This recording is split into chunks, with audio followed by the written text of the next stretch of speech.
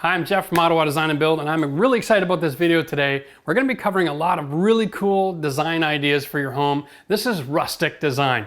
These are materials that are naturally occurring, a lot of lumber, natural stone, and how you can incorporate it into finishing off your home so you don't have just bare walls. Something like this is actually really easy to put together because all the products are available and the market is full of great ideas. So stay tuned. We're going to cover countertops, live edge wood, putting in stone, accent beams, all kinds of great stuff coming right at you. Well, in today's video, we're going to show you guys how to make a beam that we can put up in the ceiling to take an old boring room with a vaulted ceiling and turn it into something with a lot more rustic, cozy feel. So welcome to Max's house, everybody. I'm working down the street and I get this 911 call and Max is like, help me out, I need a hand figuring out this beam project that I'm doing. So I've come over to give him a hand, and what he's done is he's taken down the old vaulted ceiling and he's prepared a beam that needs to get installed up in this space, but he wasn't exactly sure how to get it to work because it's two pieces of wood that he wants to laminate together and he wants to do some accent hardware. So we did a little consultation over the phone and he's got everything prepped and ready to go. So I'm here to show you how to install it and give Max a hand with his house. So here we go. The wall that's exposed here has got a, well, this is a header and it's a structural lumber here, and then they've got a few plates. So what we've got is a design element where he wants to have his beam not too far from the ceiling so that there's still headroom for them to hang a light off of it later on in the middle of the room. So the electrician's going to come in a couple of days. He's going to run some pot lights before he closes up. So we want to have this installed so that he can do a lead wire over to the middle of the beam so they have the option for a light if they end up going that direction. So what we're going to do is we're just going to measure off real quick from the existing frame to this plate, and our number is 12 3/4 inch. So what we're going to do is set it up so our beam is long enough that it can rest on this plate, and then we can lift it into position over there to the same height and then attach it on the other side. And hopefully the structural hardware that we've put together to help out in our faux beam is going to be strong enough to hold this thing in place. So with this beam, what we want to do is have some flexibility so we can level it as we go. So on the far side, we had that sill plate. We're going to be just fine setting it up there. Over here, where it comes across right into this beam, that's kind of in the way. So what we're going to do is we're going to replace this. We're going to put two more structural points in just to help to keep this straight and carry the weight. We don't want any of this bowing over time because we're going to be finishing this with cement board and decorative stone later. And then what we have is we have the ability to lift it up into a perfect position, and then we can attach it after we have it exactly level. Instead of building something in advance, really difficult to make sure something will be perfectly level in this environment without a laser. Max didn't buy a laser yet, so we're working with what we got. So first of all, let's get rid of this. Of course, when you're using a Sawzall, the strength in the saw blade cutting back and forth is having your material up against this pedal. So as long as you're pushing, it cuts real easy.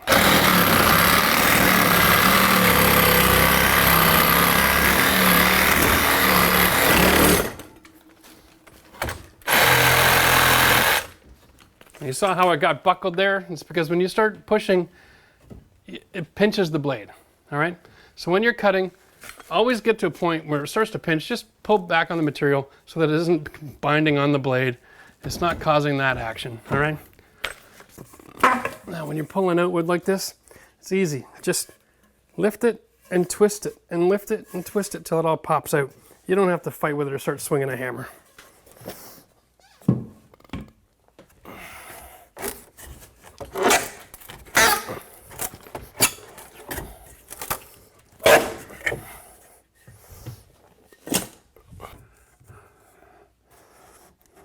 Find out where that's comfortable.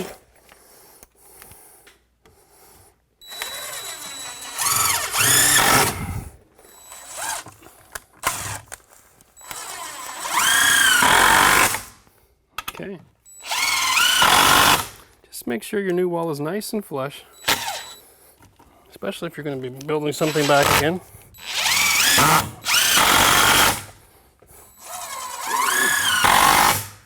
There we go.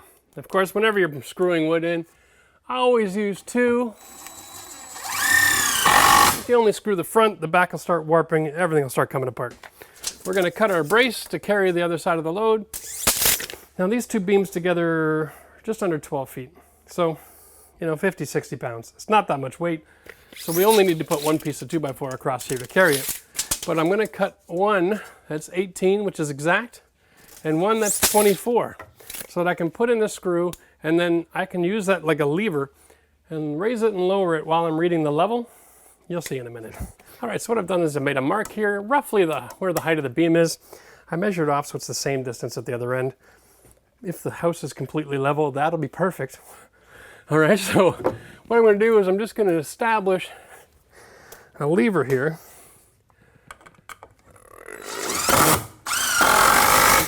With a screw. All right. Ow. Blooper reel. So I can put the beam across. It'll rest on this, and then we can raise this or lower this while we read the level. Now that makes more sense, right? And then once we have it, we'll throw this screw in, and then I'll put the block that fits inside the wall. We'll nail that in place. Bam! We'll have a beam. So what we have here is we have two pieces of 4x4 that have both been finished with the bar top finish. I think it's the same finish we used on that basement project, right, Max? Max has gone ahead and bought some galvanized structural steel plates, and they clean up pretty good. He just sanded them down a little bit, put some black paint on them, Simpson strong tie screws with black paint. There you go. That's all you need. So what we're going to do is just put these on all four sides, and then we'll lift it up in the air.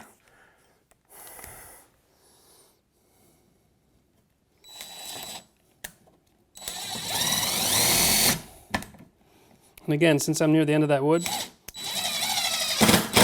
I burned it in backwards a little bit. And for everybody who doesn't know what that means, I start my screw, and then I put the drill on reverse. And with downward force, I drill it out. And what that does is it kind of burns the hole a little bit so that the wood doesn't split. And then go forward. Oh, that goes in easy. Works like a charm. All right, here we go. Now we're just going to fill all these holes. With any luck, we won't hit any knots. If you do, you're going to have to pre-drill the hole.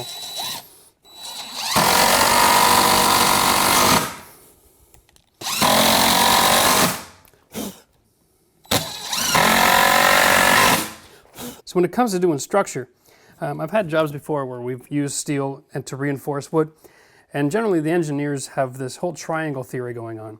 So Simpson strong tie that makes these devices has a steel plate, and they've drilled their holes in this triangular pattern.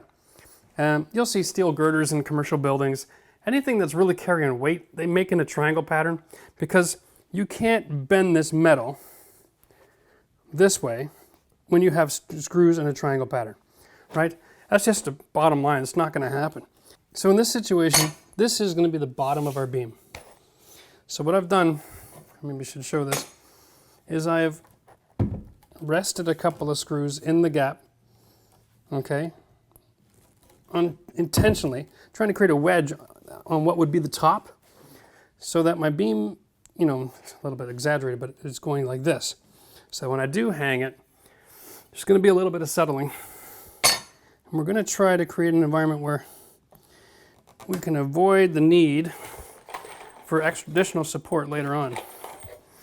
That way, whatever else Max wants to do as far as design and decoration up there, he's got flexibility.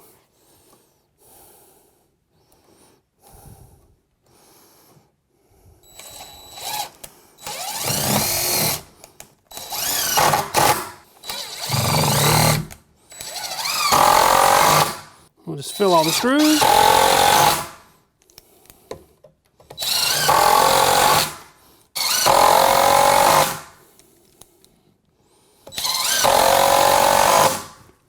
Obviously, doing woodwork that's going to be hanging in the ceiling is different than a counter or something like that.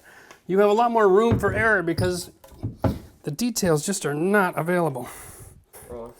Okay, so we're going to add our one plate to the bottom here. The top is still wedged in place, of course.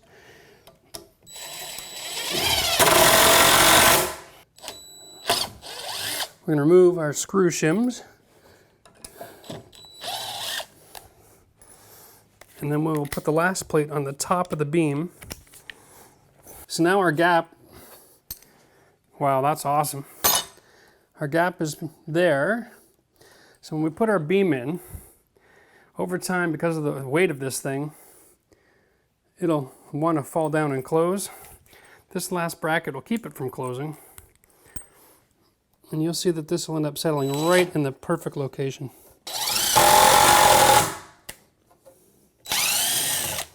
Okay, so we're coming in contact with other screws now. We have to offset this.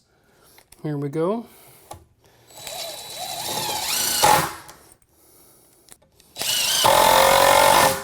So this plate is lined up just a little offset from the other three on purpose, just because we were getting some contact with the screws. Makes sense. All right, here we go. We'll see how strong it is. Yeah, look at that.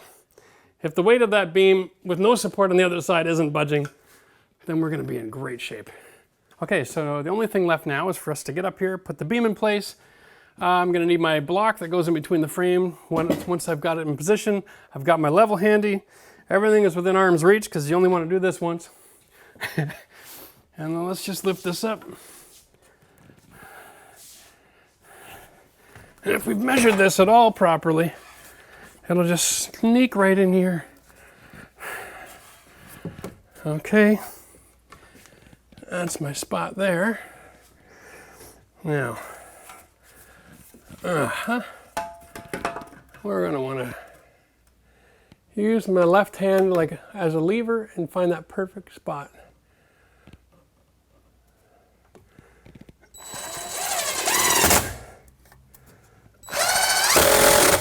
Okay. Whew. All right. Now that's the temporary block. Okay.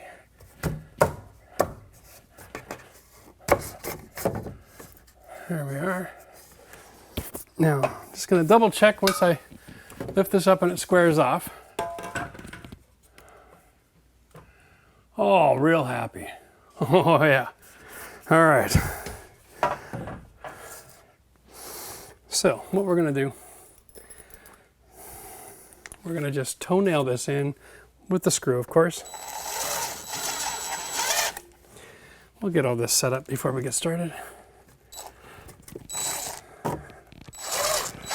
Did you mention setting up is just as important as doing stuff because it makes it easier to blend it down? Oh yeah, the setting up is just as important as the execution here.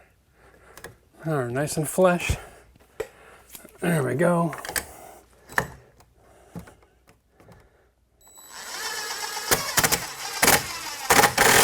Now in this situation, you don't want to drive the screw all the way in because you're going on an angle. It will lift part of the board out of position.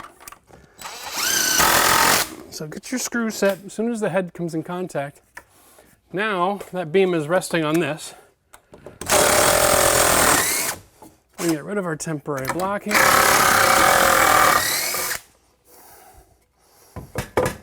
Reuse our screw. I'm going to come at it from the side here. I'm going to catch it on an angle. There we go. All we have to do now is just make sure it's in the middle of the room. Just get underneath. You can eyeball it from both sides. If you keep both eyes open, you'll see exactly where the center is. And then we'll do the same thing with the screws. Now these aren't holding any weight. These screws are just to keep it from sliding left and right.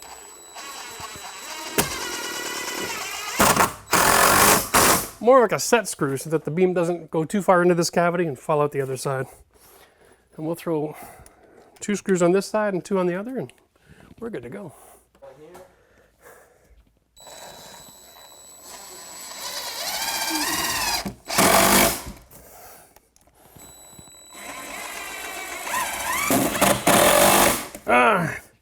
Now, you can see that this beam here has got just a bit of a twist. So we're going to see if we can get rid of that twist here. There we go. So, here we are, we have our beam in place. Now the only thing left to do is put the drywall in and then add the accent beams. We're going to have a couple for angle and then one up the middle here. We're going to attach the piece in the middle with structural screws. And here's the key. when you have something like this hanging in your house, there's always that one guy that comes into your house and wants to hang off of it. So we better make sure it's going to carry some weight. And by doing that, it'll look kind of like this whole house was built around an old pre-existing frame, which is kind of a cool look.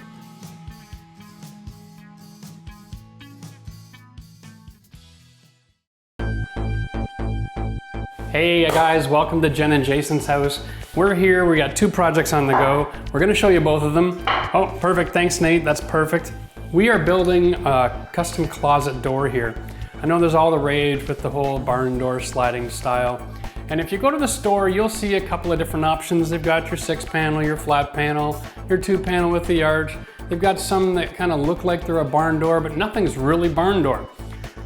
So what we've done is we're taking that concept and we're doing a how-to video how to make your own door. So what we have is some rustic wood that's got the gray stain on it, and we bought a full-length mirror, and we're gonna frame our own door, put a mirror on it, so when we're done, we're gonna have a sliding barn door with the black hardware, but it's gonna be in a rustic gray barn board with a full-size mirror in the door. So it'll not just be a door over the closet, but it'll be a dressing mirror as well.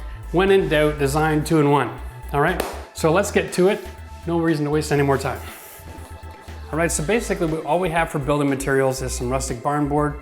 This is actually not from a barn, it's brand new material. It's available at the local building store. I'm not sure how long this trend is gonna be around, so if you wanna do something like this, get on it while you can. Our mirror here is 5 feet by 16 inches, and Max has conveniently ducked out of the reflection on that shot. Well, here you go. Our hole that we're trying to cover is 33 inches. So I could have bought a 34-inch door, I could have bought a 36-inch door, but instead I'm gonna build my own. They come in 1x8s. Wow, that's actually almost 8 inches. Nice, usually it's a little shorter. If I put that together side by side and picture frame my mirror, I'm still not gonna be wide enough. So what I'm gonna do is I've ripped a couple of boards down. I'm gonna take advantage of the width of this board, and I'm gonna interior picture frame it, then add my barn board, and then exterior frame it as well. That way my door is wider than the hole. You don't want to have a situation where you're relying on how you level your door and how you build your house to be perfectly level all the time. So when you have a sliding door, make sure your door is bigger than your hole. That way when you close it, you can't see what's behind, and you don't have the vantage point of things lining up to see all those little errors. That's a good idea. All you need to do this is basically a drill, some mending plates. There's a lot of different kinds. So find out what you like to work with, some screws, and some mirror clips, nice and simple. Because I'm picture framing, I'm also gonna use a few brad nails, so I've got my compressor here. But if you don't have a compressor, you could just screw it together. So keep that in mind. We like to try to keep our project simple here. So let's get busy. We're gonna nail and cut this together. I'm not gonna take you through the step by step, but basically, you wanna make a frame that's just a little bit smaller than your mirror. Make the back side nice and flush, and when you're done building, you can lay the mirror on top, screw in some mirror clips, and you're good to go. So the key to this whole project is to measure the size of your mirror, which is an actual 16 inches, and make sure that the framework that you're working with here, interior, is less than that. And we've gone with a 15¼ inch interior measurement. You can see so that when my mirror sits on it, I've got about 3/8 on each side. And that'll be perfect to make sure that we never have a problem sliding out. It also cuts down how precise you need to be when building. So we're gonna fire in a couple of brads, just to get everything nice and tight. Again, because all this is rustic, we're not as concerned with how we line it up as much as we are making sure the back is flush. So just nice and pressure on the floor. So I'm more concerned with how I'm lined up on the inside of this frame. Okay, and there we go. We have our frame, okay? All right, so because we're using rustic lumber, we do not want to trust the end cuts, they're square. We're building a door, so all of our joints have to be perfectly square. Make sure you have your table saw locked in position. So what we're gonna do is we're gonna pre-cut all of the ends, perfect 90s, and that'll help when we're building to make sure everything stays square and, you know, just solve a lot of pain as we get down the road. Okay, so the first rule of design is it has to function, right? So the barn door, why in the world are they popular? It's because, we'll tell you all about this while Nate's cutting lumber. The reason we like barn doors in a design perspective is because we can close a space and separate it from another space, and at the same time, by sliding across the wall, we remove the need for a swing or something folding door and restricting your access into that space. So by having a barn door here, we solve the problem of making a room that's 10 by 10 and making it feel like it's 10 by 12. That's key. So if you have a small bedroom, putting on one of these doors is awesome for getting you that extra space in your room. So now you have an extra couple feet to mess around with. The other thing we're gonna do with our door is we're gonna solve the problem of where are we gonna put our full-length mirror? Because in this room, it would have gone probably on this wall. So now we're gonna have a full-length mirror in the door. It'll be a dressing mirror, and it can slide back and forth, killing two birds with one stone. The other thing is, since we're building it ourselves, we're saving money. The door rail system's about $135. Materials here, mirror included, are about $100. So for $250, you can make your own custom barn door to fit any space. It's a lot better than going to the store and buying these things. The kits are up to $500 for something that looks rustic. This is rustic, and you did it yourself, saving money. Okay, so the way that we're gonna build this thing so that we can keep everything exactly square and not have any issues is we're gonna rely on the fact that we cut this edge 90, and we're just gonna go with flush. Okay, here, we're gonna hold the wood together as we come along, get up to here, and then we're gonna measure what I call eyeball measuring. I'm gonna put a pencil mark right off the edge of the wood, about the same thickness as my saw blade. And I'm gonna tell my son when he cuts this to start cutting here and then slide the wood in until he's eating all of the pencil and then cut the board. Well, here he is. Let's let him in on the secret. So what I've done is I've got flush and I'm coming right up to this point. So when you're cutting, I want you to cut to hit the blade here, okay? And then slide the wood towards the blade until the last bit of pencil is eaten just right at that point, okay? And then finish that cut nice and square. And we're gonna use that process the whole time. So every time you see these thick pencil marks, it's the same kind of cutting style, okay? Yep. Beautiful, thanks buddy. We wanted the back of the door flush, so we'll just work off the floor. Always be careful when you're nailing on next to the floor that you don't hold your nail around an angle because you don't want to fire a nail into your finished floor.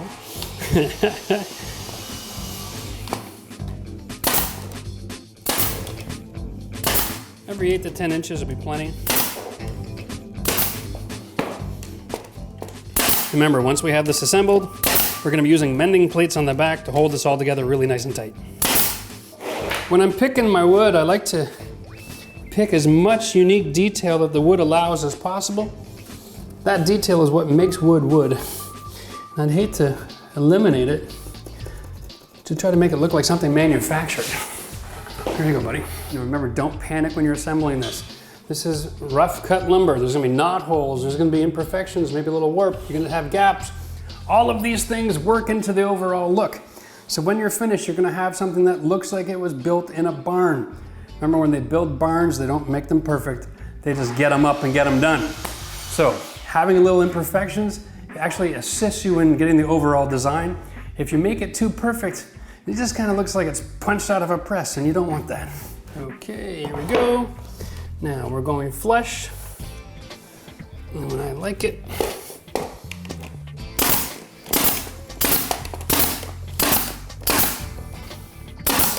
of course, it's helpful to have someone standing on your wood to keep everything pressed to the floor. Quick temporary fix until we get the mending plates on.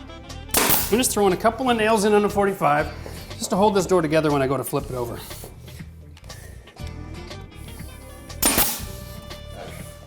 So in this particular design, just to do a picture frame with the barn board, 1x8 wasn't wide enough. So we talked about, look at options here. Oh, we could add some picture framing trim.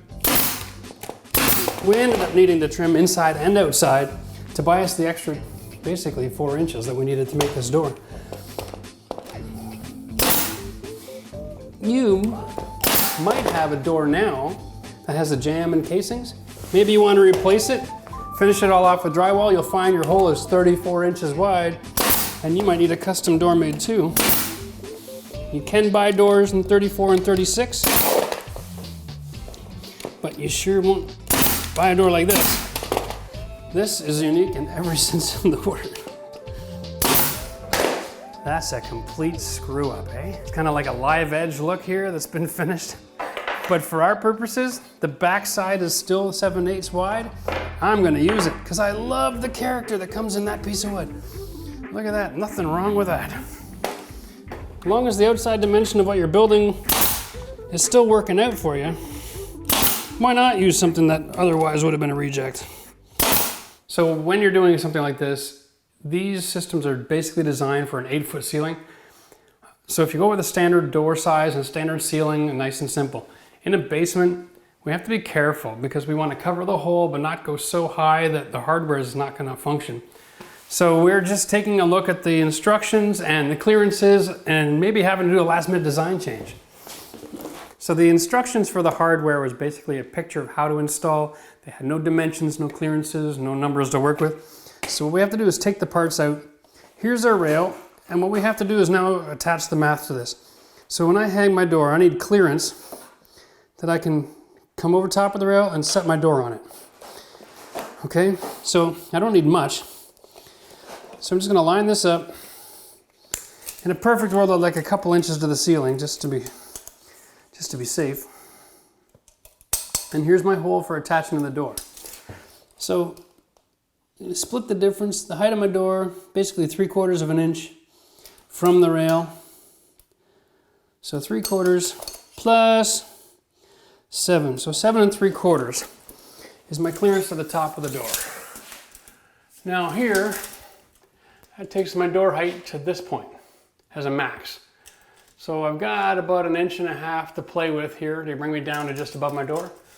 So that's nice. So now that I'm measuring my door, I want to finish off about 83 at the highest.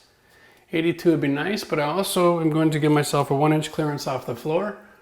So 81.5 becomes 82.5, okay? So that's where I want my door to finish. Take 1 inch off, 81.5 inches outside to outside. So in this situation, you have 2 options. Get a couple guys to give you a hand, carry this whole door over to your miter saw and cut your inside miters. Could be a little tricky. Or just take the time and the precaution, take your hammer, it's only brad nails, take this off, clean the nails out from the inside, cut it, and then reinstall. And that's what we're gonna do. Nice and simple. Be gentle, you wanna be able to save this for the next time. There we go.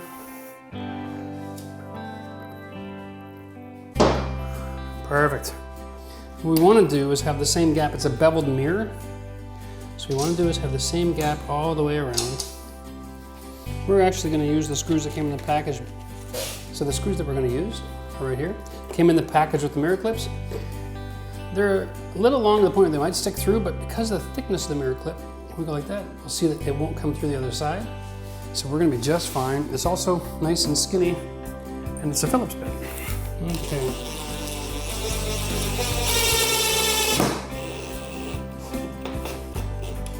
Okay, so we just want to put these in until they're snug.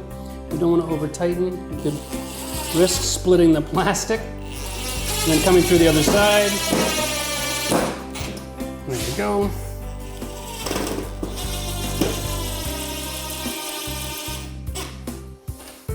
Okay, so we're just gonna lay out our mending plates. We got 6. This is just to tie the basic frame together.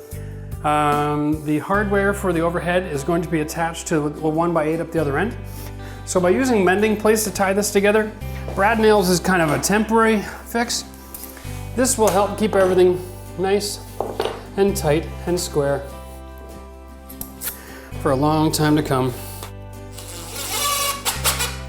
Okay, don't overscrew. Okay, we don't want the screw coming through the other side. That is a 1 inch, and the board is kind of a 7/8. That's it.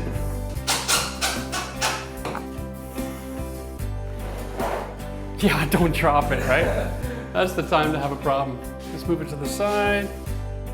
Okay, so here we go. That's the basics for how to build your own custom barn door. Now stay tuned, because next week we're gonna have a video show you how to take some of this gorgeous old vintage looking hardware and how to hang it in your room. Oh yeah, and make sure if you haven't subscribed to the channel yet, do so. We got tons of stuff in the library and there's new videos every week. So looking forward to seeing you hit the button. Hey guys, last week we showed you how to build one of these custom barn wood doors with the full length dressing mirror Very cool. Today we're showing you how to install it, all the do's and don'ts. So stay tuned, this is gonna be quick and fun. We always, from the beginning of the construction here, knew we were gonna put a sliding door, which is why we don't have any electrical in the wall. Okay, the electricians intentionally installed it over the side. And up here, we're covering a steel beam. Now here's the cool part. Because we're in a basement and there's a steel beam, what we did is we put a 2x8 inside that steel beam so that we have the structure necessary to attach the door. A lot of barn doors, when you look at the hardware, you have two options. You have a rail where the mounts are adjustable and you can put them anywhere along the wall. So you could use a stud finder, find out where the wood is on the wall, mark it and attach it. But a lot of the hardware systems that are out there have fixed rail mounts and you can't adjust. So if when you're building something new, you're gonna do a barn door, you can add the wood in advance. Otherwise, you might find yourself cutting open your drywall to put some backing in and then patching and repairing and painting again before you hang your barn door. A way to get around that is if, here, let me show you here. Let's say you wanted to hang a barn door made of this material and you didn't have a header, you could attach a board like this first, screw this to your frame, and then mount your door over top of it, okay? That is a way to get around it if you don't want to open your wall. Just a quick tip there in case you're in the mood. Okay, so now we're gonna hang our door. We have to take into consideration the size of the door, the gap from underneath, the size that we need gap from the door to the rail, plus, once this rail is fixed, the space that we need in order to lift it up and onto the rail. So, this kit is awesome. I like this style. It's a black hard rail overhead rail system. So it looks really cool when you're mounting it. It's great contrast with the color in the room. We also picked up a black gate hardware handle. Here's our hardware. We just got our nice little piece of cast iron rod with pre-drilled holes. Now here's some pretty serious bolt, right? This is looks like 1/4 inch. It's almost big enough to hold your deck to your house. And if you don't have wood, they gave you a little, folks, if you're thinking about mounting your door and you're gonna use one of these, stop. Put a piece of wood across the top like I showed you earlier. You've gotta mount something like that to structure or it is just gonna fall down and land on your kid in the middle of the night. Our door, here is 81.5. We'll add a 1/2 inch for the bottom. That takes us to a total height of 82.5. So what we'll do is we'll just make a quick mark here. That's where our door goes to. Our rail is 1.5 inches. So we'll add the 1.5 inches for our rail. We just have to make sure that when we install our hardware on the door, we leave a 2-inch gap between this and the bottom of the wheel. That gives us a space so that we can go up and over and sit on the rail. That's a perfect place for the rail position. If we leave a 2-inch gap from the wheel to the door, we're adding another 1/2 inch closer to the floor. So we better translate that information here, add a 1/2 inch, okay? Worst case scenario, we're a little bit off and the floor's got a slope. We're either gonna go a little bit tighter or open up a little bit as we open the door. It doesn't really matter if it's a 1/2 inch or 1 inch off the floor. Nobody's gonna be crawling around to take a look underneath. This is our midpoint, basically right here off this door. And that's our mark. So we're gonna just mark this until we hit dead level. Alrighty. Okay, at this point, don't worry about pencil marks on the wall. I've intentionally left the second coat of paint for this until after I'm done because I know I'm gonna make a bit of a mess. And no big deal. So our rail is gonna go here. And so we're gonna put this on the mark that we made. Holy cow, this is just so much easier. You guys should start a business. So real quick, once you got your rail up and you've marked your spot, take your lags, you want to pre-drill. You don't want to try to assemble the hardware until such time that you're done. That's the spot there. And remember, this is where the I-beam is. We have that 2x8 in there, so I can get the wood anywhere I want.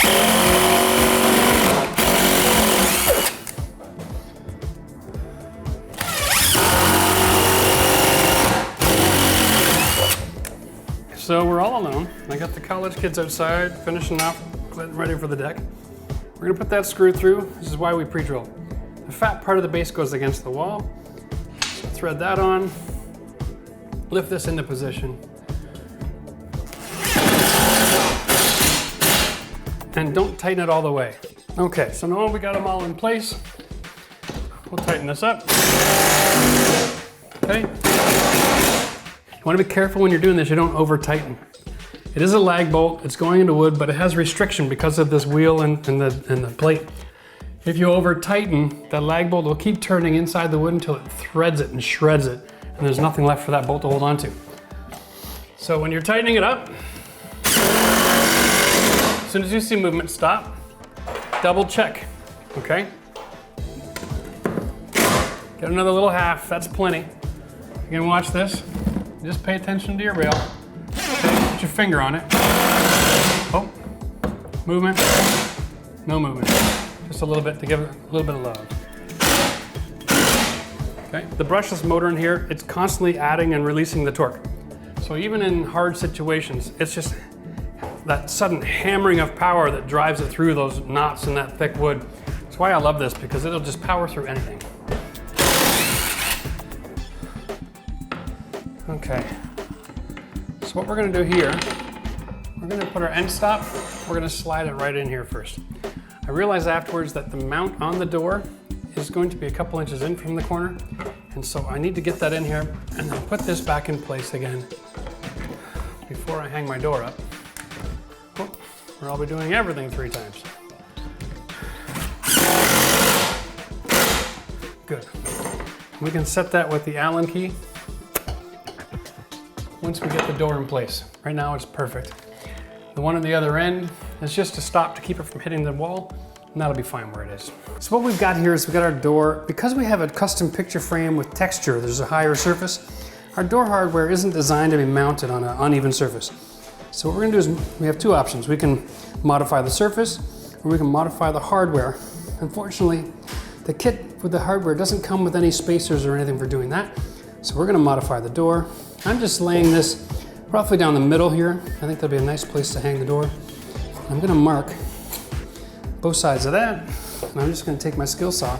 And this is quick and dirty, but it's gonna do the job just fine. For people who are comfortable enough using a hand tool like this for doing custom modifications, I'll just go through. I'm just removing the safety guard and putting my fingers on the plate here. So I know my hand's out of the way the whole time. I'm putting the plate on the door, and I'm gonna set the saw into my cutting material. And I wanna set the deepest part right above my nut here. So that keeps it as flat as possible, and maybe just a little bit behind. I'd rather cut a little bit more out of the back than the front, and then I'm just gonna watch the front to set my depth. Here we go.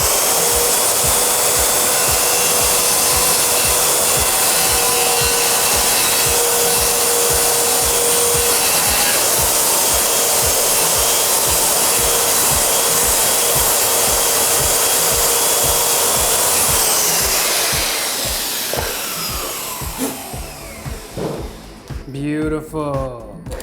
So I'm marking the top of my door at 2 inches. So that is an actual 6 1/4 from here to there. That way we can make sure they're both the same. And I'm marking the exact center of the hole.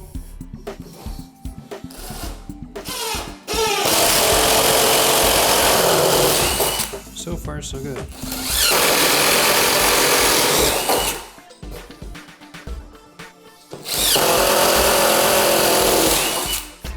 We found that the hardware that comes with this kit is made traditionally for a standard door that's 1 1/4, 1.5 inches. So the bolts are designed to work that way. We had to pack the back of our bolt with a couple of washers. No big deal. Our wood is only 1 inch thick, and that gives us the right thickness to pack all this on. I'm gonna be tightening the back of the bolt with the channel locks. Okay, and look, I'm using them correctly.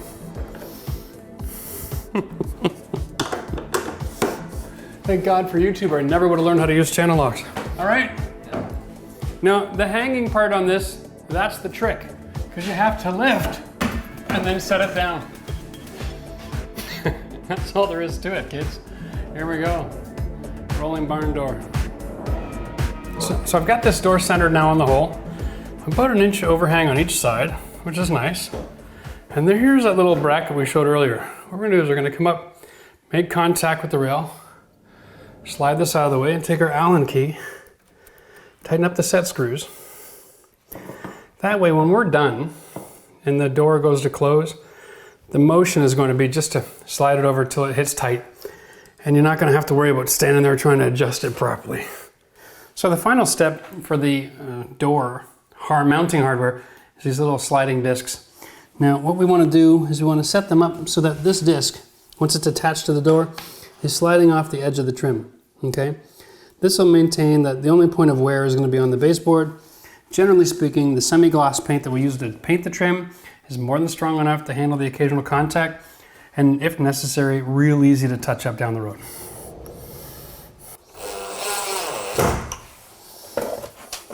So I bought this real fancy carriage handle.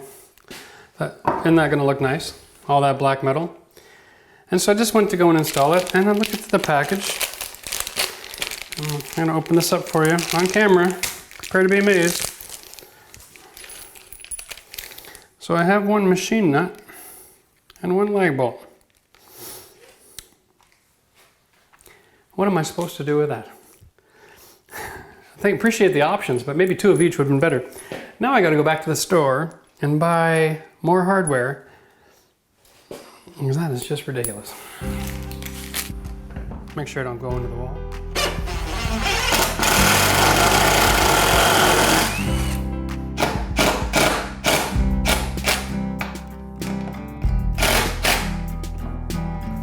Here we go. Well, here we go, folks. Custom-made barnwood door with a full-length dressing mirror with accessories to match. That was a lot of work, but I think it's worth it. Probably would have been saved a couple of hours if we just bought something off the rack, but then you'd have the same door as everyone else in the world. So if you like something unique and you like something personal, in this particular case, we made this one because we have a teenage daughter, I think she's 16, who's gonna be spending weekends here. And so we just want to make this space a little extra special. And here we go. Nothing says we love you like custom work. In today's video, I'm going to teach you how to install and finish a beautiful live edge wooden slab as a countertop in your home.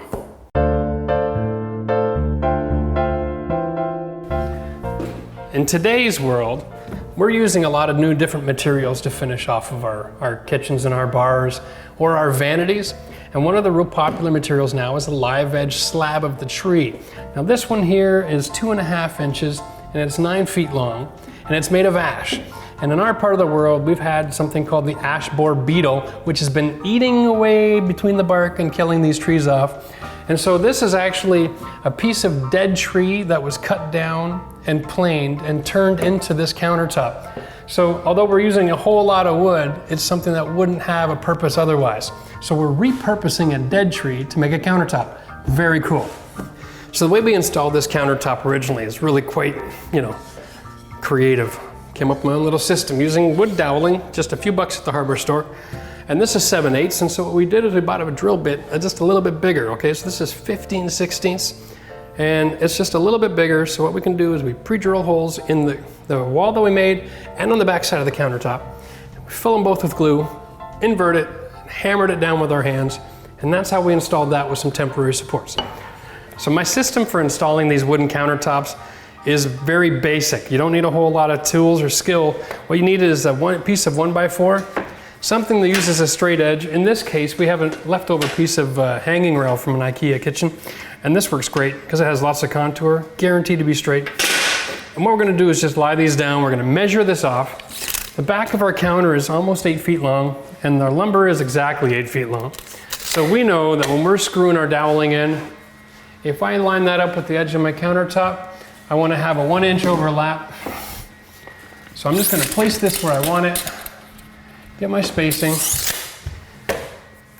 and I'm going to fasten the 1x4 to my slab here. And I've got to leave enough room on the other side for my backsplash. All right. We're temporarily screwing this in place up against the straight edge to create a nice straight line.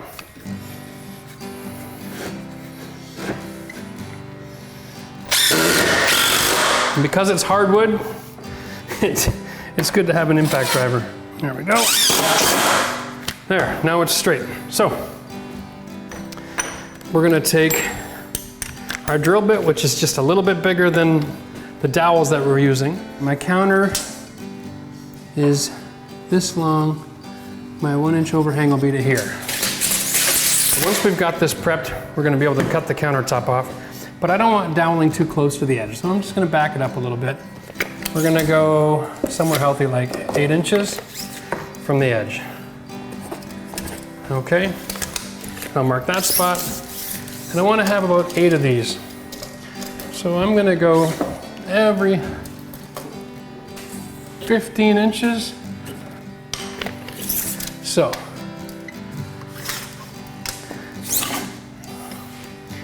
what we're gonna do is we'll just mark off 15 inches. Now that we know it's gonna work up here, 25, 60 inch, and 75. All right. And we're gonna drill a hole through our 1x4 where we want the doweling to go. And then once we start into the hardwood, we'll stop and we'll drill that hole out in a minute.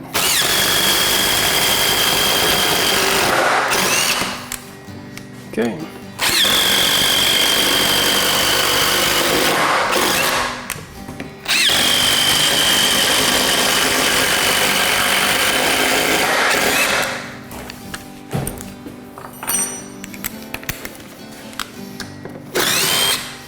Now we're going to remove this.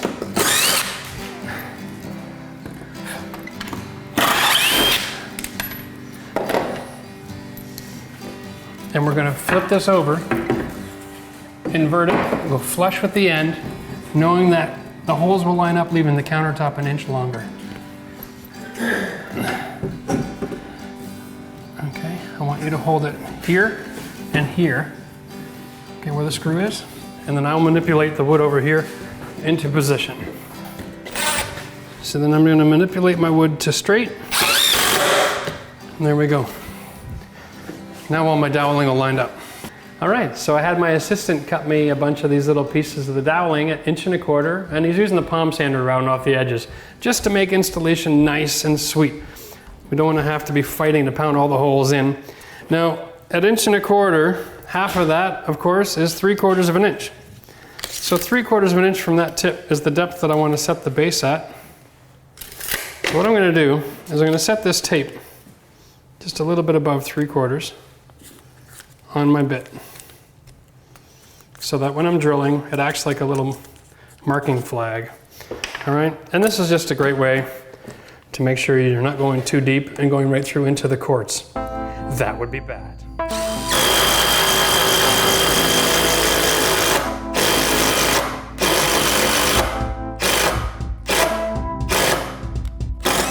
Perfect.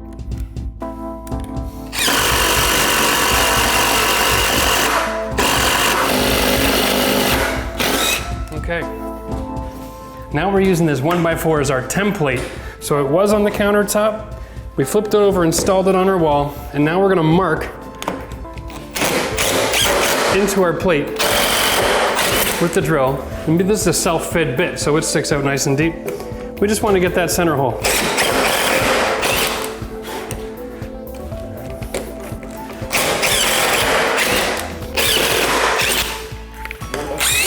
Now we'll remove our 1x4 and finish drilling our holes. Again, we have the same depth set with the tape.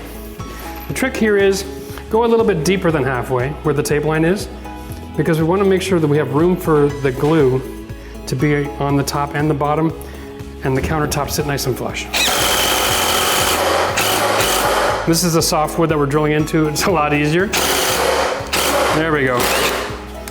So our design is now 95 inches plus 1 inch overhang on each side, which is 97.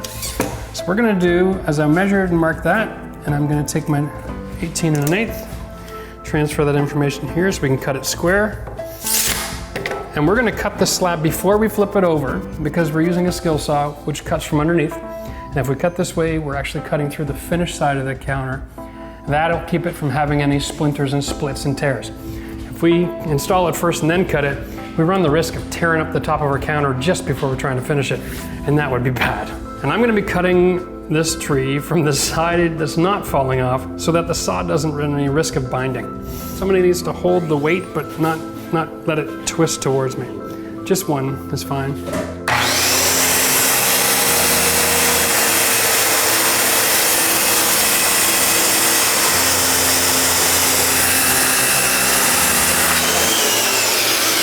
So now what we want to do is be generous with our glue. Fill our hole about 1/3 full. That'll guarantee contact. The worst thing that happens here is it squeezes out and you can wipe it up with a rag. There's no such thing as too much in this scenario. You could definitely not use enough. I'm gonna put the dowel in the wall that we built, okay, as opposed to the countertop.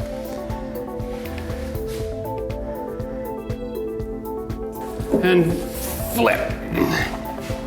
Come on, get it in position. Right towards you, Nate.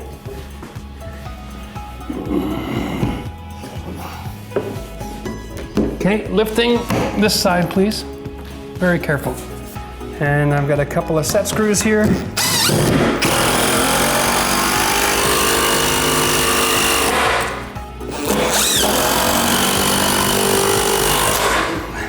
Now I just grabbed a couple of 2x3s, put adjustable feet on them, and a quick little mending plate so that I can make some temporary legs. And down, and put some weight on that wood. There you go. Okay.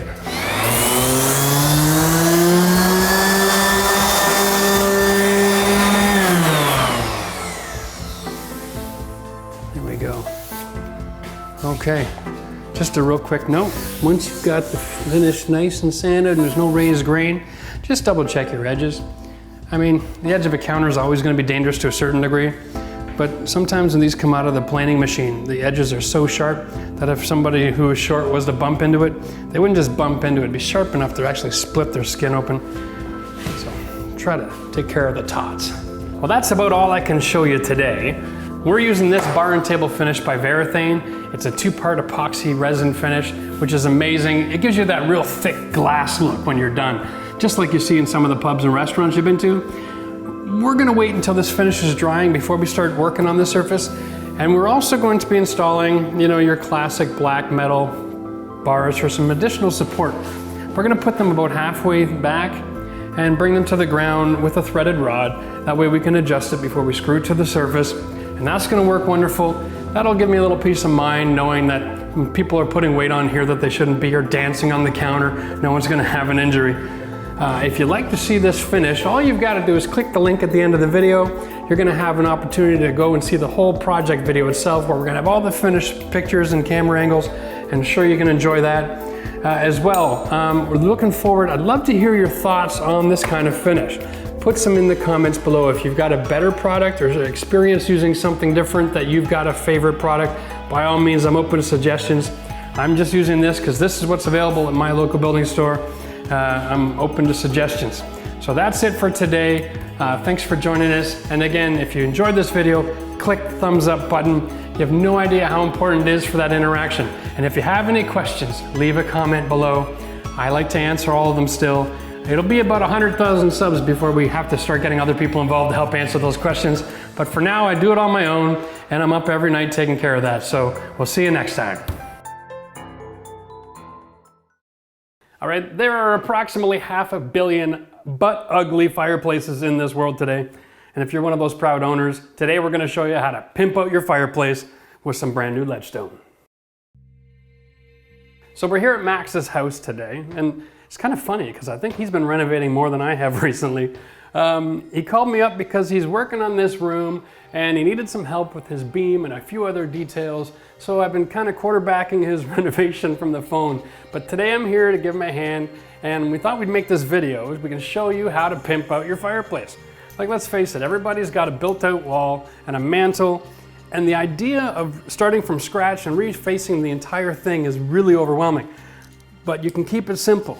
If you just take it back one step to change the surround of the fireplace, maybe a paint job on the wood, and you're good to go.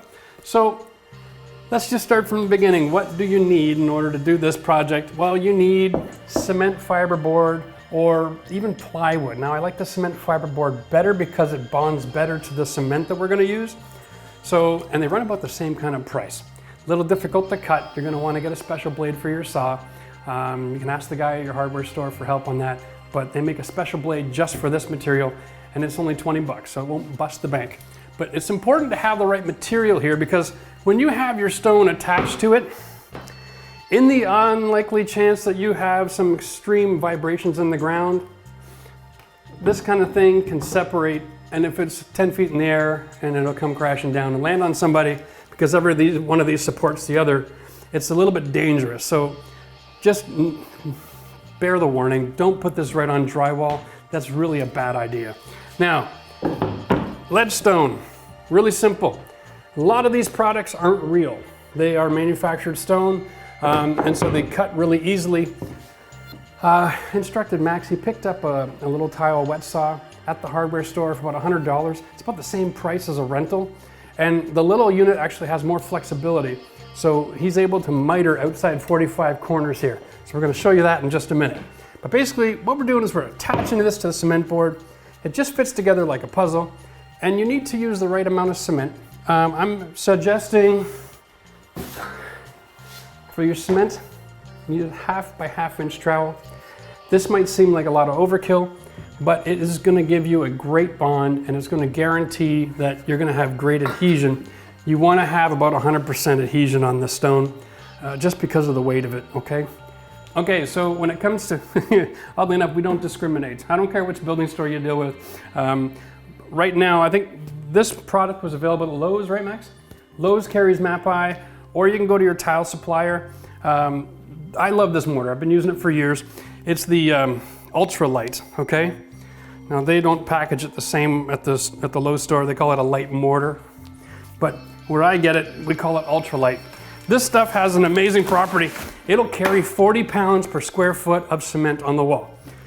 So you slap your stone on there, it'll just stay in place. So use this kind of thing if you're ever putting tile on a ceiling or something like that as well. We're using this because it comes white, and so is our stone. We don't want to risk any dyes that are in a gray cement bleeding through the stone and changing its appearance, okay? So that's always a consideration as well. When you're mixing this, you don't want to mix it like regular cement.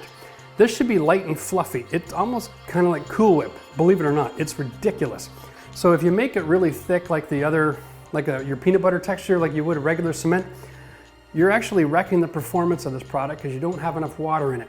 So make sure you read the instructions. I say this every time, but read the instructions and know how much water to mix in a bag, okay? And then you'll be good to go. Typically with ledge stone, the manufacturers manufacture 2 kinds of panels. One is the body panel, and one of them is an outside corner panel.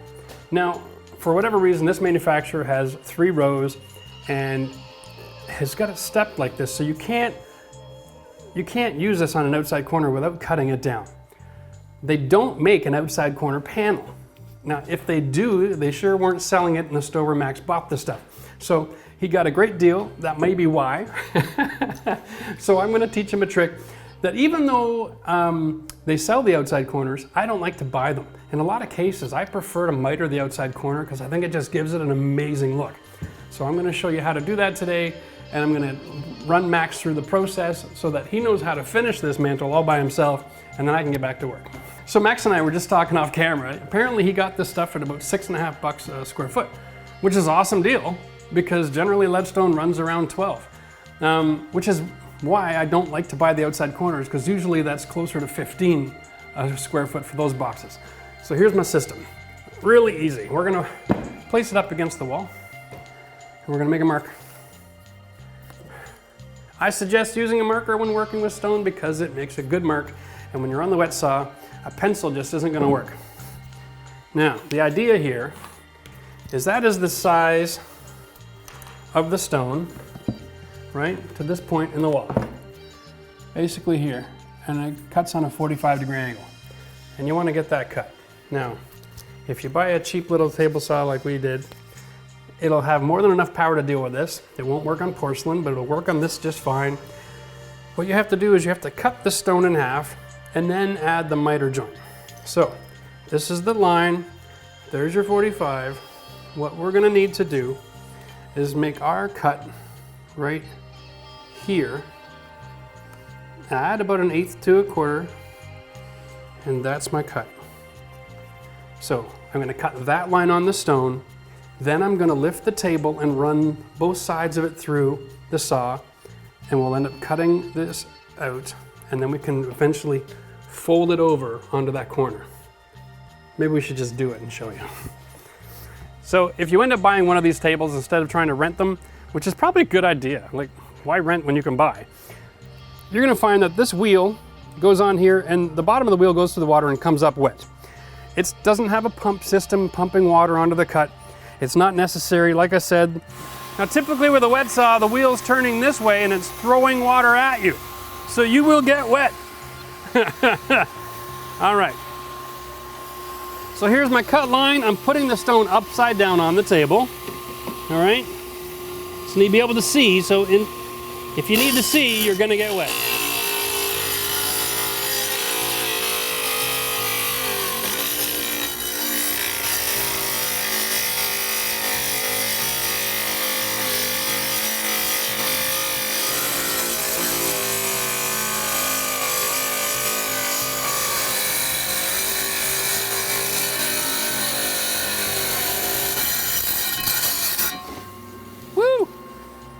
Okay, so now we cut the miter.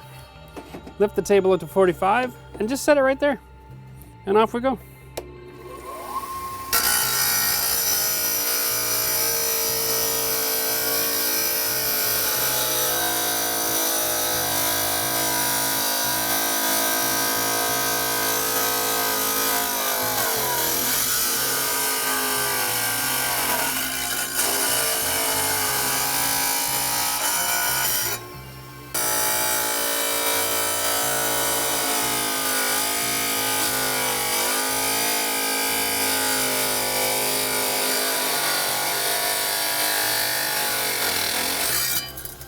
Well, here we go. We have our outside corner. We have it mitered. It fits together. It looks okay. It doesn't look amazing. And it took us almost 15 minutes. And I'm soaking wet. So here's the deal. Here on this channel, we try our best to show you how to do things at home, DIY, with tools that you already own, or things that you can rent, or things that are affordable. Now, this saw was affordable. However, this stone is actual stone. It's not a man-made product. It's not soft at all. It's real chunks of granite. And that saw is not powerful enough to cut through and do the 45-degree angle. So we're abandoning the miter joint, all right? Just because we can. This would actually take about 3 days of cutting if that saw holds out, and there's a real good chance that we're gonna burn out the motor long before we get there. So we're gonna go to a straight cut installation. So what we have to do now, because we have 3 levels, the way you do this is you go with the middle stone. Set your thickness with your offcut, okay? Make sure that they're about the same, all right?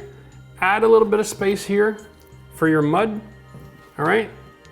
And then go down here with your measuring. So if that's my mud, that's what I like, all right? What we're gonna do is this bottom one is simple. You just cut it straight off, okay? Keep the piece, be able to use it probably for another section. Maybe be able to take it and put it up here, all right? So we actually did a cut here earlier. So this is the piece that would fit in this gap. So if let's pretend that this is the one you cut off, you can stick it up here, there you go. Then you can just measure straight from this corner to the wall, cut it straight and stick it in, and everything is good, all right? So I think that's the way we're gonna have to do this. It'll make our life a little bit simpler.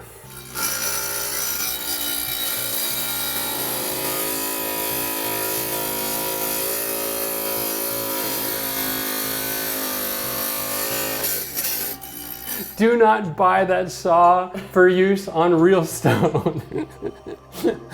My God. Listen, QEP, I love you, but that saw needs a disclaimer to be only used with thin ceramic, okay? Wow. Whew. Okay, so we're mixing our ultralight cement here. Woohoo! Because this job is so tedious, I would suggest mixing small batches at a time, just so that you're not wasting your cement. Once it starts to set up, you really don't want to try to force it to perform on the wall. It's best to throw it out. So you got about a 30-minute working time with this stuff, which is plenty if your stone's all cut in advance or you have a second person helping you. But if you're working alone, do a bunch of cuts first. Keep your batches small.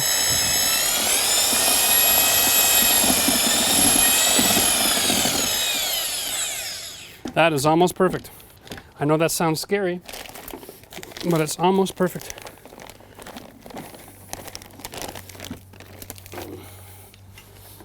You'll see how much a little powder makes a big difference here.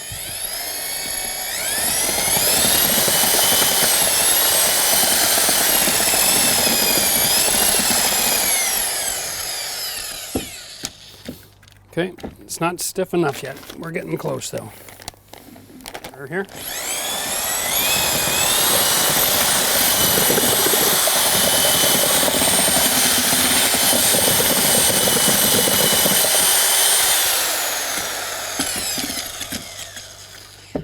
Okay, 1 second. Here's how you want to test to see if your mud is good. Stick your blade in and just lift it up. It should hold its shape without sagging.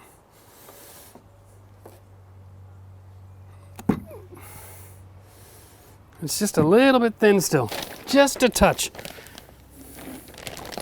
Now generally you want the stuff to sit for about 10 minutes before you use it, in which time it'll get a little stiffer. But you can't come back 10 minutes after you've mixed it and then say, oh, I need a little more powder. Because now you'll have different ingredients in there setting at different times. And that's a great way to make your tile job fail.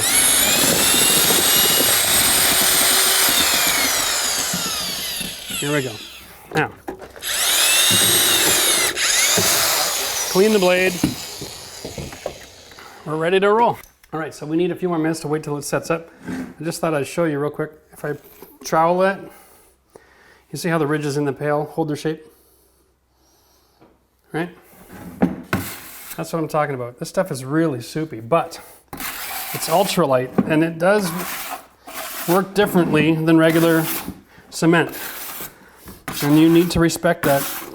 This can be really expensive to use if you mix it like the other cement. You'll only get half of the yield out of the bag. All of a sudden that becomes $80 a bag. In a quick hurry. Okay. Oh. Made a mess. So the secret for applying cement is just get it on the wall first. Okay. It's a lot like drywall. If you've seen our drywall videos, you want to keep that edge kind of always running up.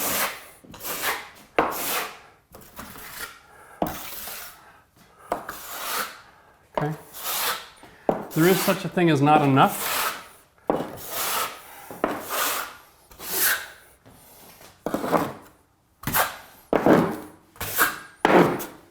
Just to get started here.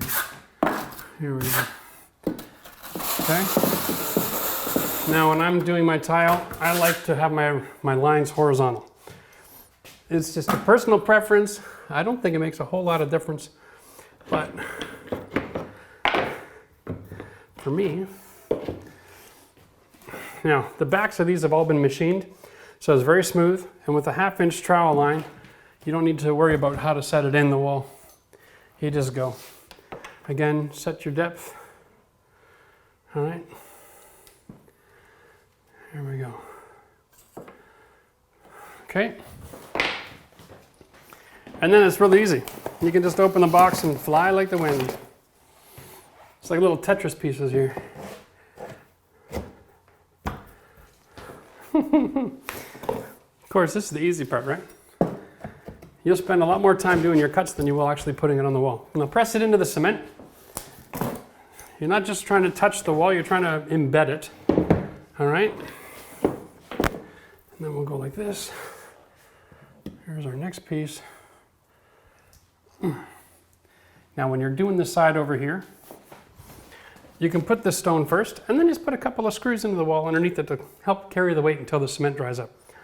You can just take the screws out, add the next piece, put the screws back in as you go, nice and easy.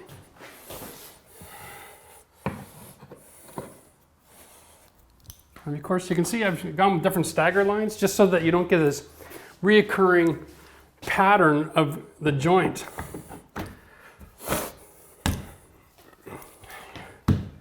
Even though it's a natural stone, it's a man-made pattern, so you don't want to have something going step, step, step, step, step, step, step. You know, break it up, cut your stone different sizes, and then you'll have great success with the visual appeal.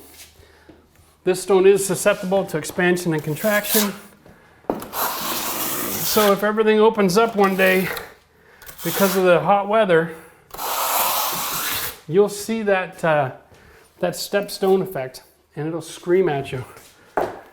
This way there's no design visible and everybody will love it. Since it carries 40 pounds a square foot, it's done before it dries. Right? That's not going anywhere. And we're just going to kind of do that as we go.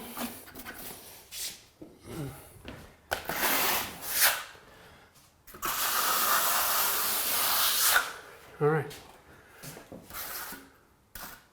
That side.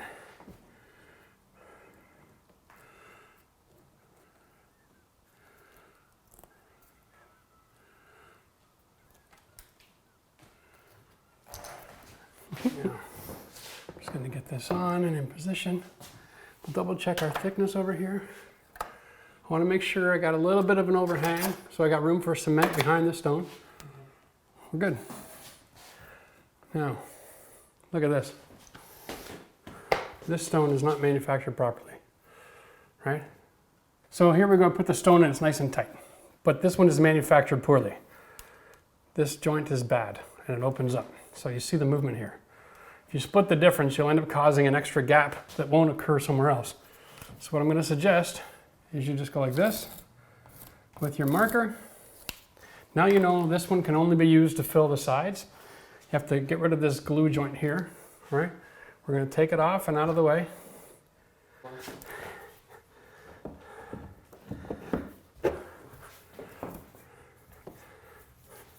Now this kind of product is going to come with all kinds of different problems. It can be bad angles, some different size cuts. It's not going to fit together perfectly, so don't expect it to, which is why you want to have the right color cement in behind in case there's any gaps. You see something that's white and gray in the back, okay? And then it comes across looking very natural. Well, there we go. This is the basic process. Get cement on the wall and add stone to it. Outside of that, it's just measuring and cutting.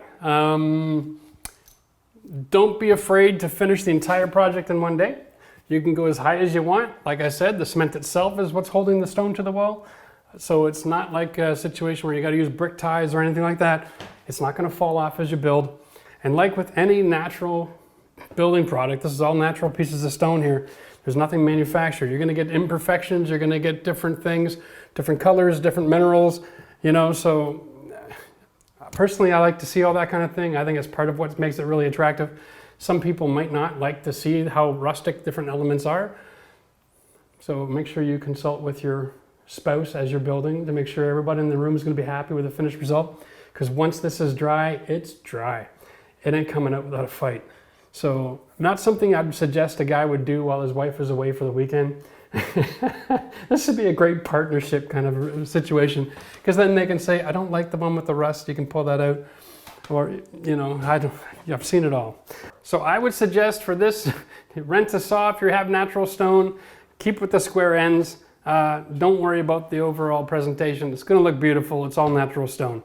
If you liked this video, hit the like button. Subscribe to the channel if you haven't. We've got a ton of awesome projects on there for you to check out. Feel free to go by and check out our website if you like to do some browsing by particular subject. We have a website, homerenovisiondiy.com, and on there you can check out and search by different title and interest that you have, and hopefully something there will be good for you. And if you have a video suggestion, by all means send us a comment. And if you have questions or about the products or materials or techniques, hit the comment section below. We answer those comments every day, and so we're glad to be in touch with you that way. Thanks for joining us.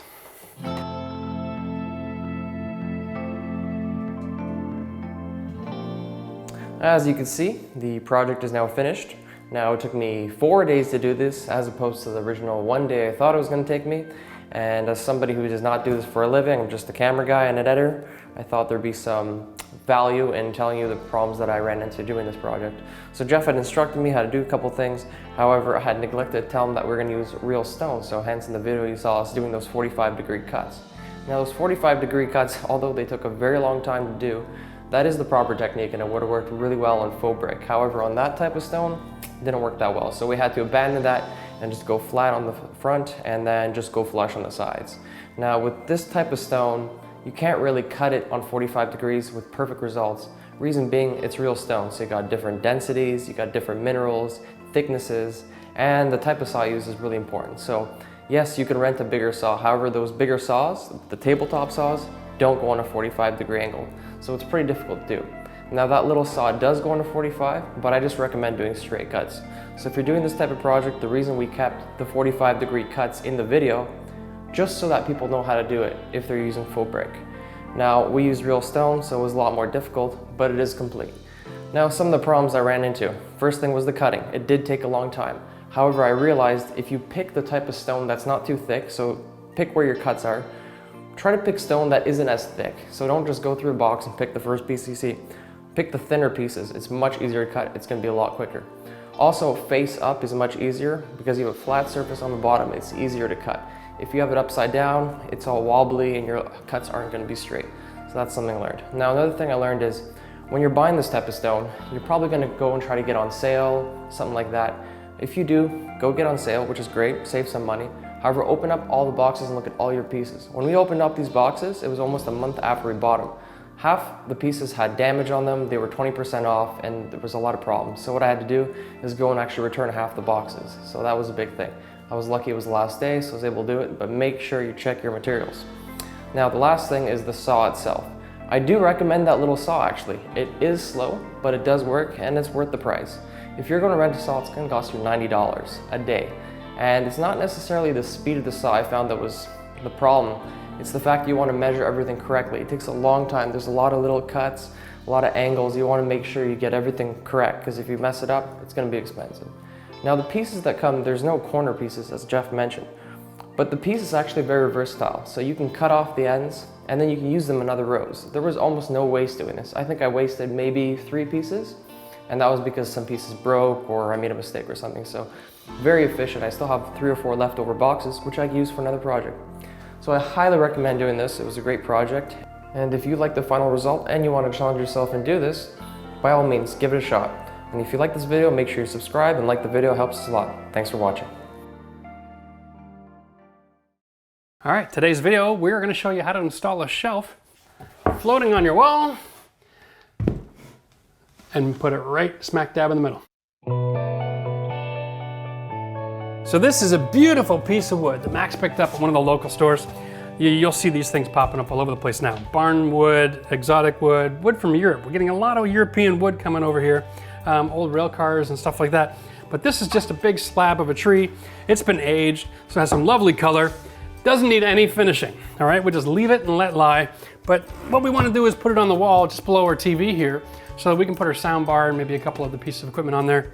It'll work out really well. So the secret here, this room has been done very symmetrical. So we do have a center line, and that's what the tape represents. That's my center point. So all I've done is I measure off from the wall, I get my mark. I want to translate that mark down here to 67.5. In order to do that, I need to know the middle of this board.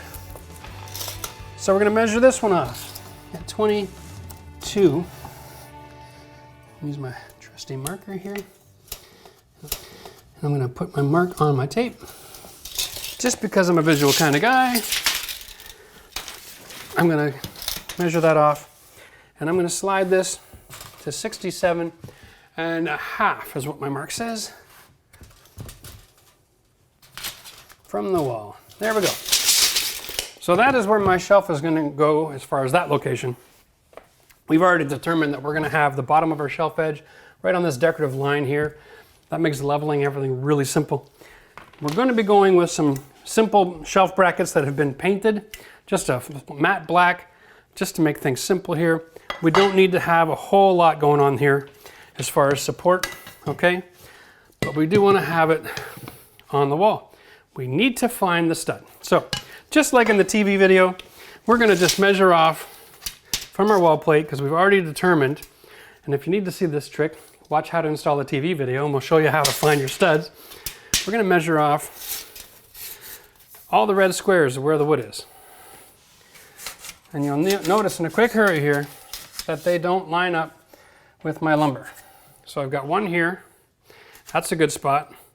I got one here, which could work, but I have one here. Now, that means I'm going to have a bracket, something like this. So once we measured this all out, we found that our brackets that are going to go here and here are not exactly center of our shelf.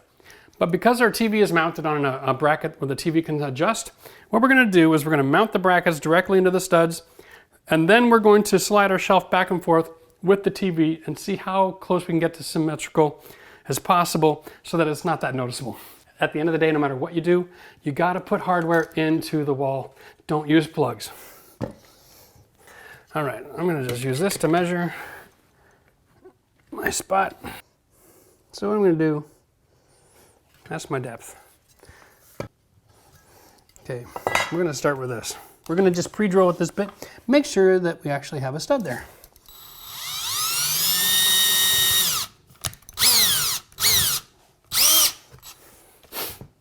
Nope.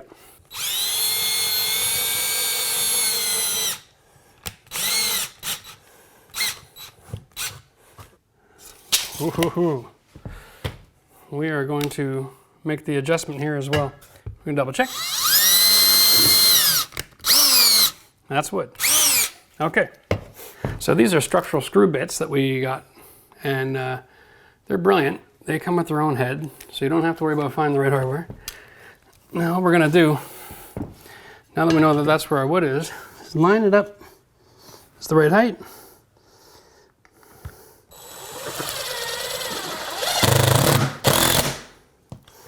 Right? Just confirm that that's good. We're going to back it out, and we're going to remove the tape. And that little hole that I made that mark earlier, I'm just going to make it a little bit less visible.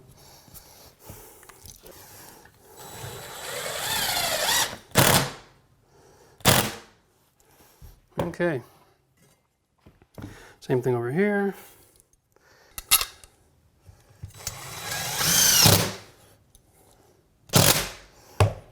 Now, this ends up being the secret here. Before we put the rest of our hardware in, we just want to do a quick level on this. And I'm finding that my right side is a little bit high. Just by visualizing this, I can tell I'm about 1/8 too high. So my bracket come down to here. So because we're going on level on the visual that's on the print, we don't have to use a level here. We're just going to make sure that we're on that line. I'm at 1/8 too high.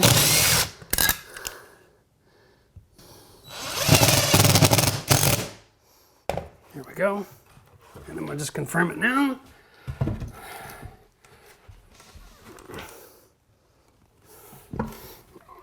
Okay, so because we have a screw on each side, we're about the width of the stud. You want to go on an angle here, okay? So what we're going to do is we're going to just place this, push the bracket to the wall, and make sure you're hitting one. All right, there we go.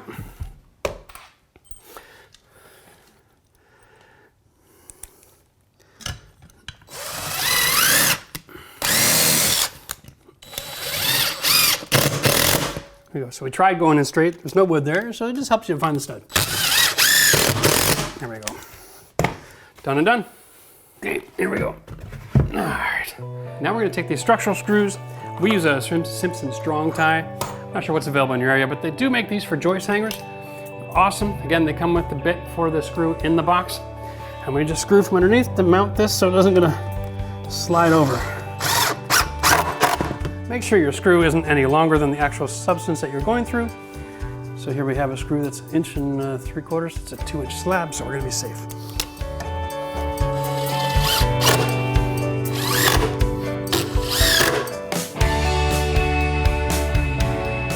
So sometimes, guys, when you're doing an install like this, keeping it simple is best, all right? Don't overthink it. Just try to find where's my structure and then figure things out from there. Again, this piece of wood we use is actually a little bit longer. We cut it down to size to fit. It works great. If you need any shelving in your house, again, find the studs, screw to lumber, all right? That's it for now. Subscribe to the channel if you haven't. And if you have any questions about this sort of thing, ask us in the comments section below. And don't forget to hit the like button. Thanks a lot.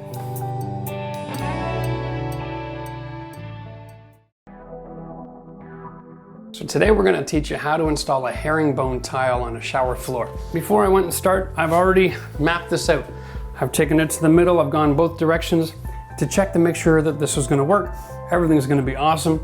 The only thing is when we get to the outside of our 6x6 foot pan, we want to continue the slope to the outside of the room. Now the house is moving a little bit of a slope that way. So as we go, we're going to change our trowel. We're going to start off nice and small and go to 1/4, go to 3/8, and then go to 1/2 inch, just to make sure that we can use our level and keep our stones slowly sloping out the side of the room. Just a quick shout out to my company MapEye. Love this product, Carabon. This is a non-modified cement. There's no latex in it. It's necessary and it's designed for use with the Schluter system. Basically, it's old-fashioned cement, and it works because it adheres to the plastic end of the tile. The regular wall tile cement that you're going to find out there, it's not going to bond, so make sure you use the right stuff. And I like this one because it's nice and silky smooth. There are other products in the market that are a lot more granular. I guess everybody likes something a little different, but for me, it's Carabond all the way.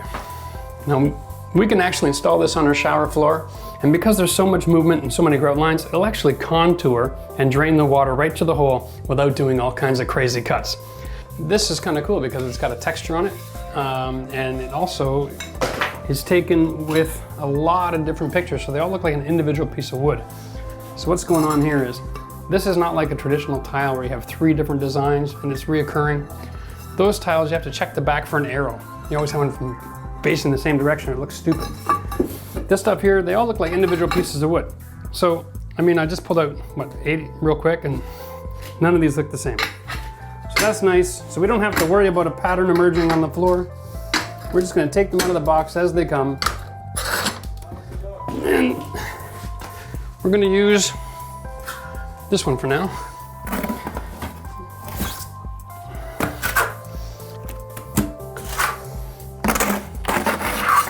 So all we gotta do is we're gonna put this cement all over the floor. We wanna do it as even as possible. Now, because the floor has contour, I'm going to take the time to back butter each of these tiles, which may seem monotonous, but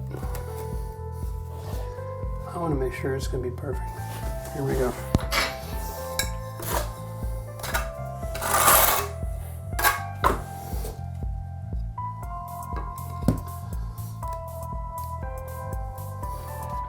So here's the advice. If you're doing a pattern like this,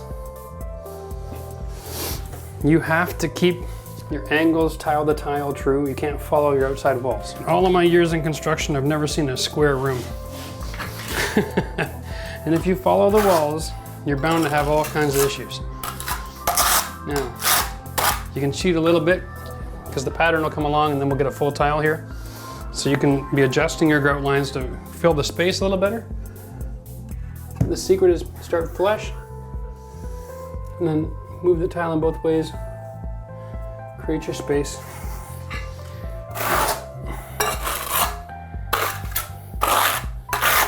Don't press it into the floor. There's a time and a place for that, and it ain't yet.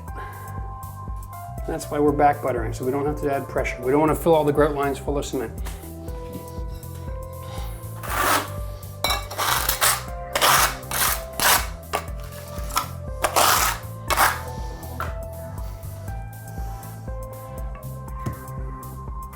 Now the herringbone design itself is not new. We've seen it on decking, but traditionally you'll find this in Europe.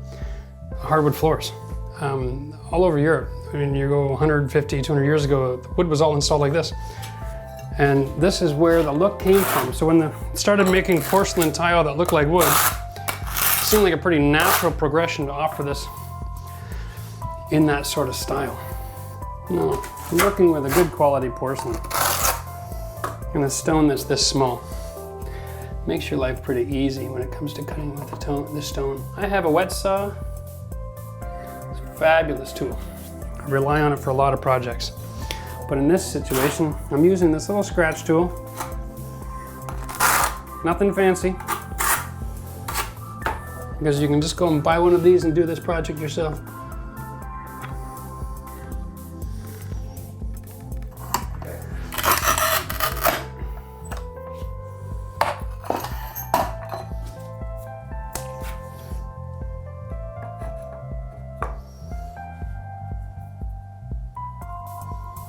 So I mentioned earlier about not pressing the stone in because we're on a contour.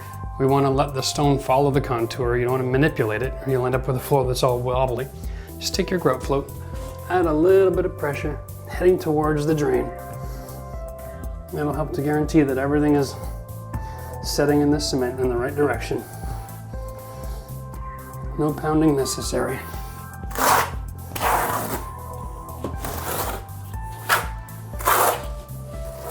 So over here I've got a couple of spacers up against the wall holding the tile. And because I don't want to wait until tomorrow to pull them out to do the floor, I'm just going to cut through nice and simple. And then leave the piece underneath the tile to support the weight.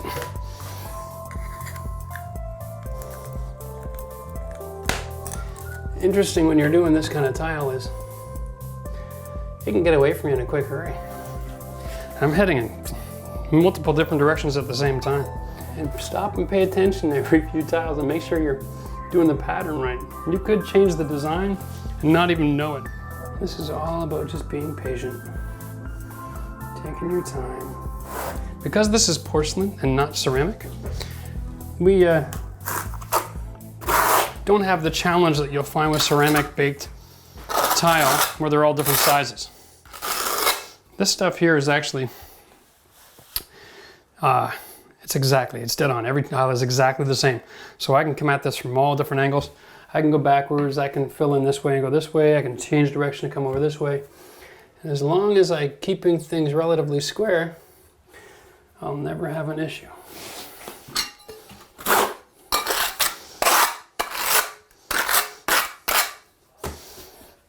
One of the things,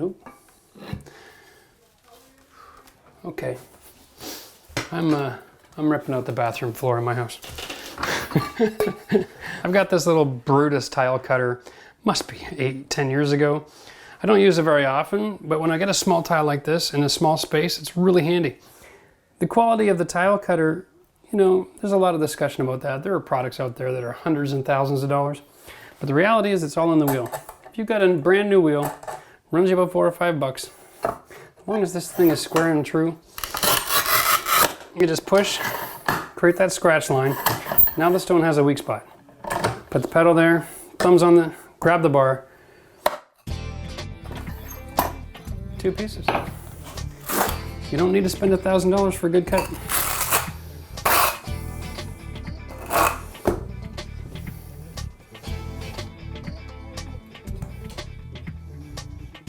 So just a quick note for people who are trying to be conscious about, you know, the materials and not having waste and throwing things in the garbage. Most patterns and designs that exist today cause waste.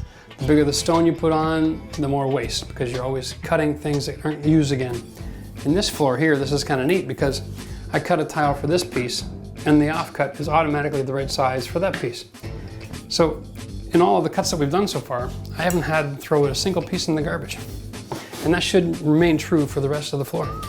It was hard to see the factory edge.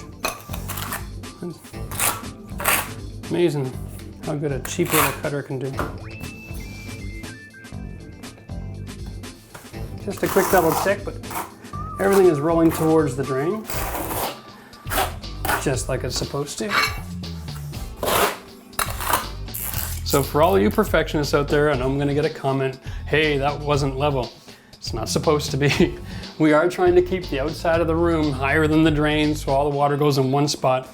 So what we're just demonstrating here is even though we're just putting it all in nice and simple and following the contour of the floor, you know, it's still nice and smooth. There's not a lot of trip surface here. If you go here, it's still a bit of a down curve, but when I get to the outside of the pan, it'll start sloping back. Yeah, right now, that's level. That's the middle. When we get to the outside, it'll start sloping up again. But here, everything's sloping towards the drain as well. Well, just a quick example here. The Schluter drain system comes in 3 different pieces. This is just the collar that goes in the drain. This sits inside that collar. And this is your adjustment plate. Now all of this gets set in cement. And it really holds on well. Okay, so what we have to do, and then just real quick for everybody at home, this is a waterproof membrane. The drain itself is rather large, it comes way out here. And so I cement the waterproof membrane over the drain into this membrane. So any of the water that follows the tile, goes down this drain, that's great. But any water, because of gravity and gets underneath the tile for whatever reason, years from now, it'll follow this orange mat, leak out into here, and hit this stuff here. This white mesh is actually a secondary drain. So the water will be able to go through and into this drain as well, and goes under the tile. So we gotta get some cement in here, put in our ring, and it's adjustable. You can see, so you can kind of slide this around a little bit and find the happy place with your tile. These little bumps, the bumps you leave at the top because that's what the plate catches. So we get our ring. We get our ring in there. We're gonna stick this on. Now this is compression fit. So now that we have that on, we're gonna just fill this up like every other part of the tile surface that we're doing.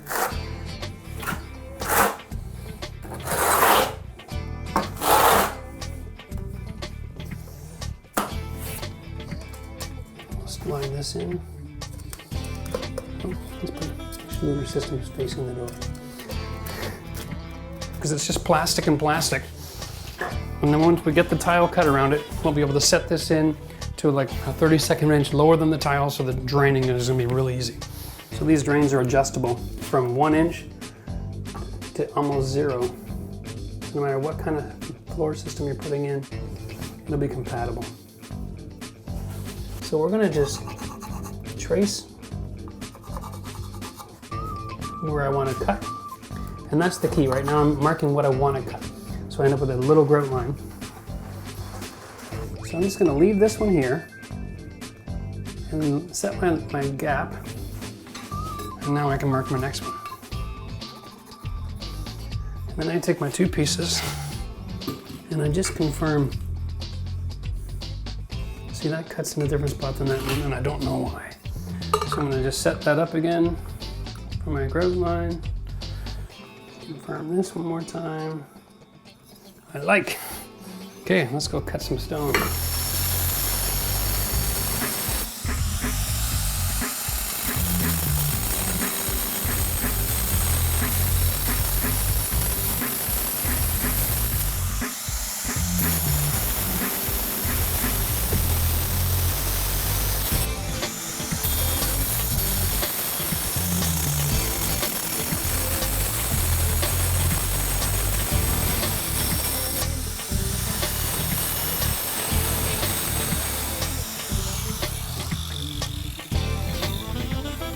So we're not going to do anything different here. Just going to set our stone.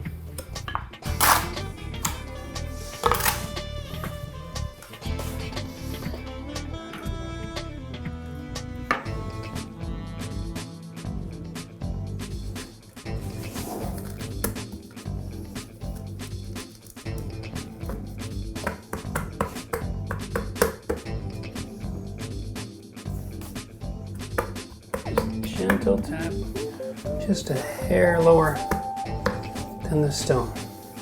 all you need to do to finish this floor.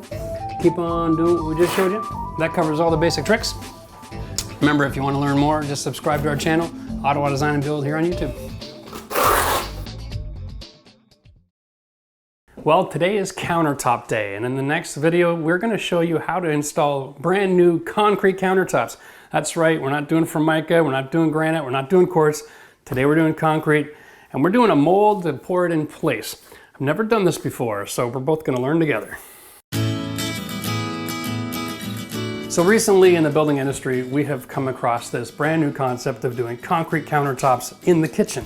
So I've seen it in tables in the living room, I've seen it in other aspects, but to do it in the kitchen, it's a little bit trickier because you have to keep them dead level, they've got to be sealed with food grade quality, and it's been a little bit of a trick to find a supplier that one, has the right concrete product, and then two, has the right sealer. And so we've been holding off a little bit until everybody's done all their experiments and someone's actually come up with a proven formula. And so now we've got this awesome product on the market. We have a combination of a company that makes great forms and a company that makes a good concrete and a great sealer. And so now that we have all of these elements together, we're comfortable doing a mold to make the countertops in place. Up till now, you've seen the videos, you had to get the melamine and you had to make your own forms and you'd make all the countertops upside down. You have to flip them over and wet sand and blah, blah, blah. Incredible amount of work. Now that also comes with a lot of flexibility, but if all you're looking for is a simple concrete, then this is the way to do it. This is Z-Top. It's a company that I found online. Okay, it's just a form. And the idea is you would attach this to the edge of your concrete substructure. And then after you're done with your cement fiber board, you fill it up. And when it's dry, you can break this. It has a weak spot in the form right here on the bottom corner. And so this plastic mold edge actually tears off afterwards, and you're left with a beautiful contoured concrete design. So before we can get to installing that, let's talk substructure, because if we're going to be pouring concrete, you want to have something that's going to be strong enough, first of all, to carry all the weight. It's about 80 pounds a square foot of weight you're going to be transferring. So if you have a large cabinet base, you might find it necessary to actually put some plywood down first and then laminate your concrete board to that. Now this is a Hardy Backer cement fiber board. It's brilliant, it's 1/2 inch thick, very rigid. And with our cabinet design, it'll be more than strong enough. So for me, the first step is to make sure that this is as tight to the wall as I can possibly make it. So I actually have to scribe this in. Remember, nothing's ever perfectly straight or square, especially when you've got tape joints and outside corner beads involved. So what you want to do is you want to lay this up into the corner. So in this countertop kit, we have a front mold and then we have a back mold. And this goes on the back and it'll get screwed down and it'll close up any gap that's inconsistent back there. And then when I do my tile backsplash, the little thin black edge back here will disappear and you'll never see it. So this just goes right in, and so the back of this wall is going to be nice and sealed, but the side is going to be a problem. Now I have a choice. If I put this on the side, I can cut that as well, but then I also have to tile that wall. And in our design in this house, we don't have any tile on that side of the wall. So what I have to do is scribe it. Now scribing can be simple. I have lots of material here, so I just hold my marker like this, and I just set my finger against the wall and I just pull it forward. Whatever the contour of that wall is, now that's translated onto my cement board. So now I can go outside and cut it and slide it right up against the wall nice and tight, and then we'll take care of finishing off all of our other measurements so we can cut this exactly where we need it.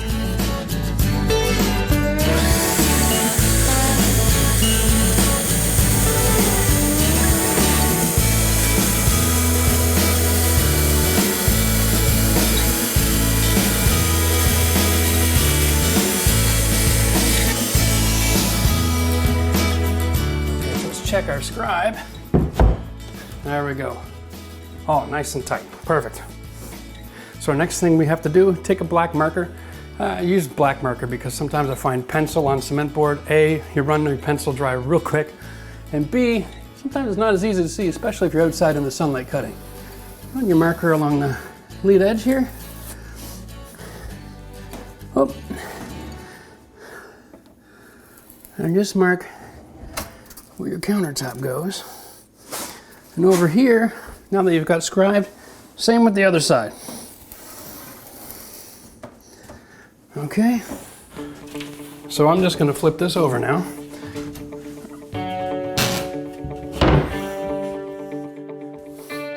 I'm going to take my straight edge. I'm just going to finish connecting all my dots.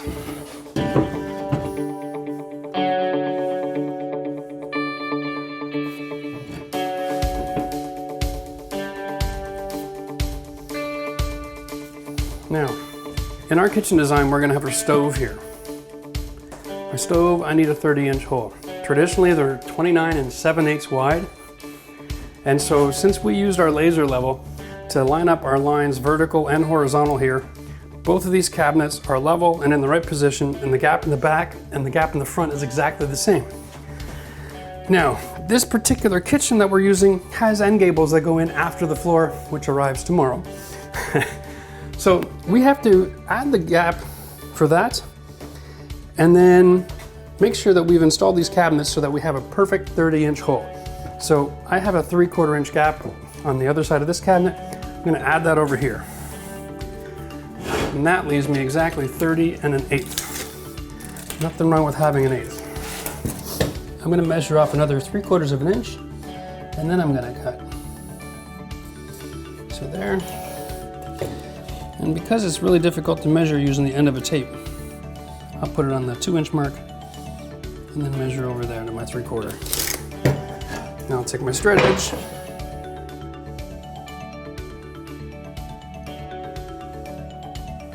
And there's my new cut line. Okay, now we go inside. So we'll just slide this in. Perfect. Now, for some of you who are already one step ahead of me are wondering, what about the overhang of your counter? You need something to cover the drawer plus a little bit. That's where the mold comes in. It's actually 1.5 inches. So when it goes on, it extends the counter a nice 3/4 inch past the drawer.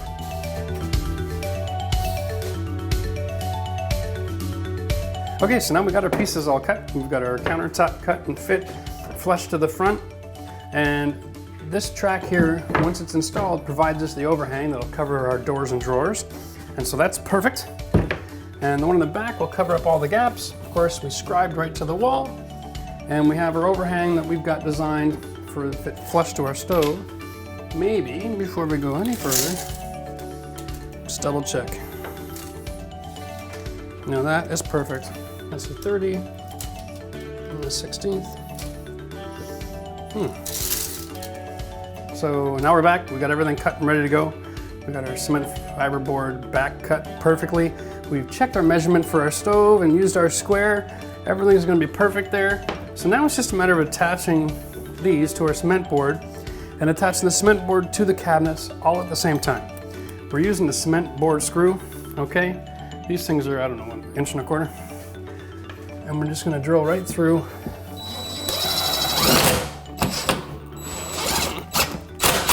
It puts up a little bit of a fight, but you'll get used to it.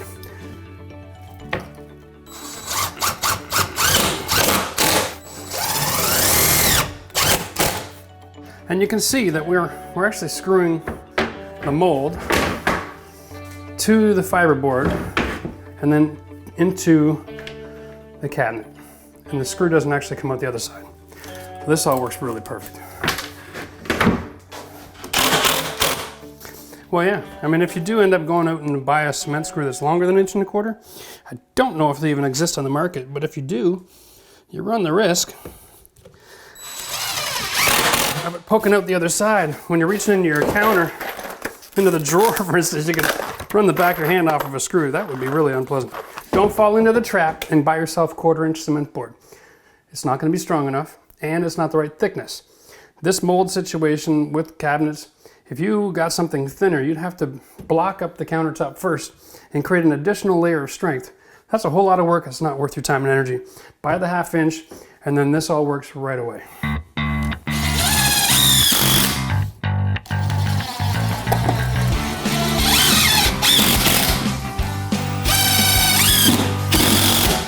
So what I've done is I've just whipped together a quick box frame, And I've screwed this together on an angle so that after the cement is cured, I can remove the screws, pop out the blocking, and remove the wood really easy without risk chipping anything up.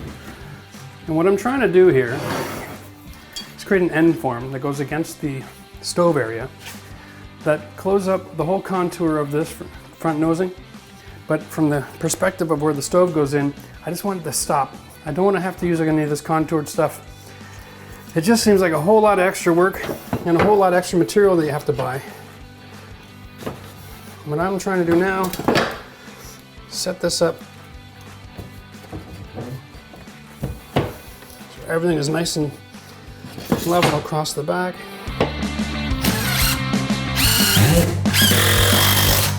Marked in advance where my studs were in the wall. This just makes my life a little bit easier. Okay, so I've taken this box that I've built, put my screws on the end. It's just a quick little frame to hold the concrete from going over the edge and create a nice straight edge up against the stove.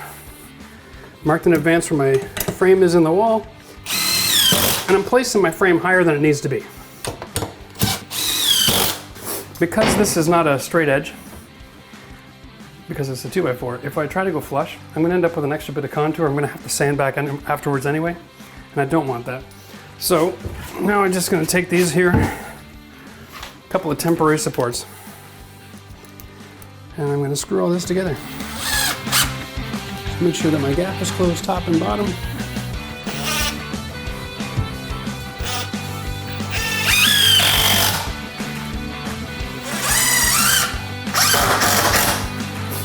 Whew, now we're ready to pour some cement.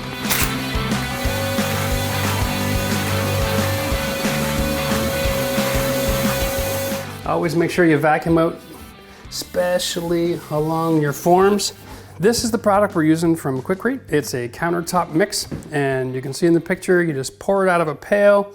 In the diagram on this bag, actually, they've got a little metal mesh or something there. That's not necessary if you go with the cement fiberboard instead. They'll bond together just fine, and the trick to that is going to be, before we put the cement in, we're going to take our sponge and we're going to wet the fiberboard. That'll get a nice bond. Like with any product, before you mix it, read the instructions. This is an 80-pound bag, which is a little bigger than usual. So just want to double check. It should have the exact measurements on here. Blah, blah, blah, blah, blah. Mixing instructions. Here we go. Somewhere between 3.8 and 4 liters of water per whole bag. There usually is a chart on the bag as well. It tells you how many bags you need for a certain amount of square footage. So this chart is a little ridiculous because it's very vague, but I've got lots, so we'll just get started. All right. So these 80-pound bags require a pretty sizable container to mix in. But if you read the instructions, it said between 3.7 and 4.2 liters of water. That's a give or take, folks. We're looking for the right kind of flowability here. Generally speaking, if you do a half a bag at a time, you're going to get about the same kind of consistency. So just want to mix this a little bit wetter than you need to. We'll get the half a bag in there. We're just using a regular cement mixing paddle, and of course my trusty drill. That's had the living tar beat out of it, but it keeps on going. All right.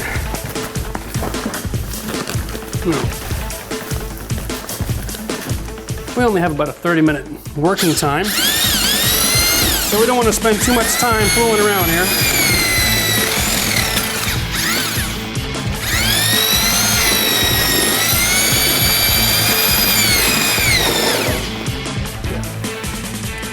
Zero flowability on that. Again, when you're adding water and mixing concrete, it's a lot like pancake batter. You put in a little bit and poof, everything goes real soft, so be careful. Don't go crazy.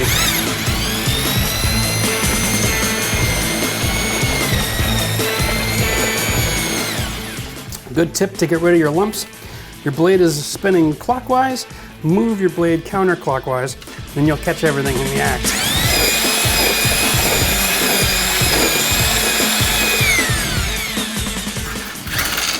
Well, that looks like it's flowing pretty good. There we go. Before we begin, quick wet with this, the sponge.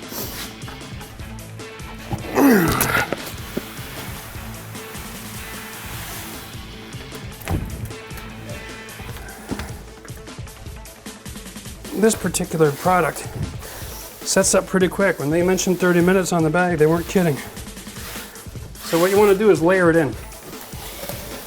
Okay, use your cement trowel. Layer this in.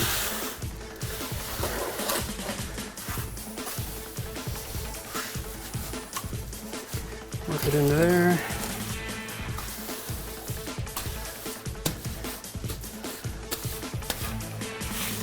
You kind of get a feeling for how much cement you're going to need to finish the job just by working with this.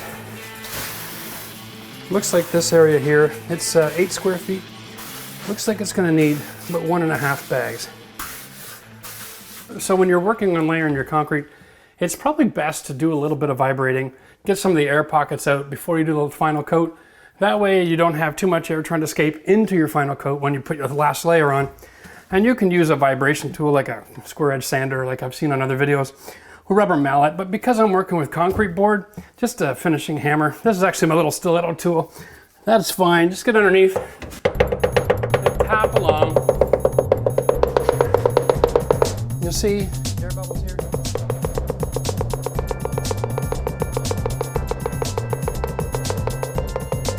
helping all the air to escape.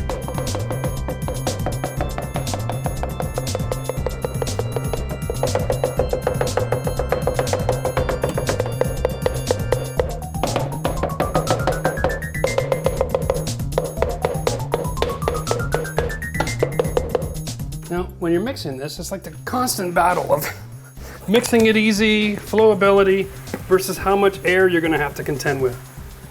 Okay? So this is the ultimate question.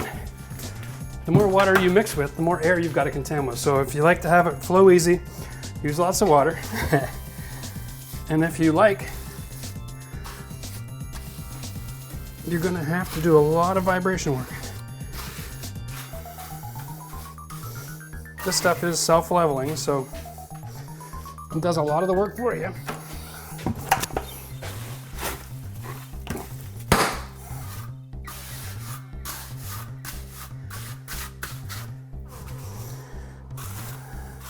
Beautiful thing about this self-leveling, you get near the top, all you gotta do is make sure it doesn't overflow the bank.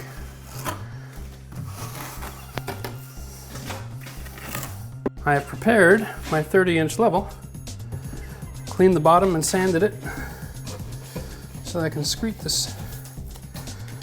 So if I have too much, I know how much to take out.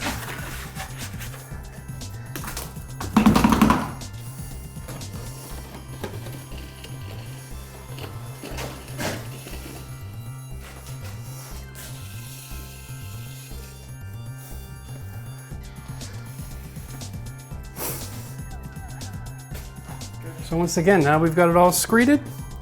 Want to head around, vibrate for some air pockets, and try to get this nice and smooth.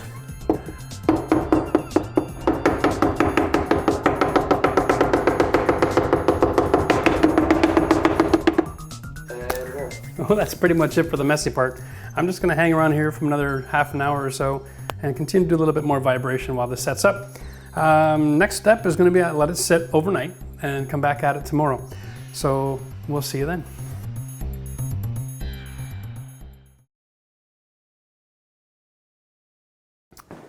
All right, well, it has been about 3 days since we poured this part of the top, and you can tell it's nice and light gray now. It's going to be really gorgeous. Remember how I talked about this edging here, how it just snaps off? Let's see if we can get a...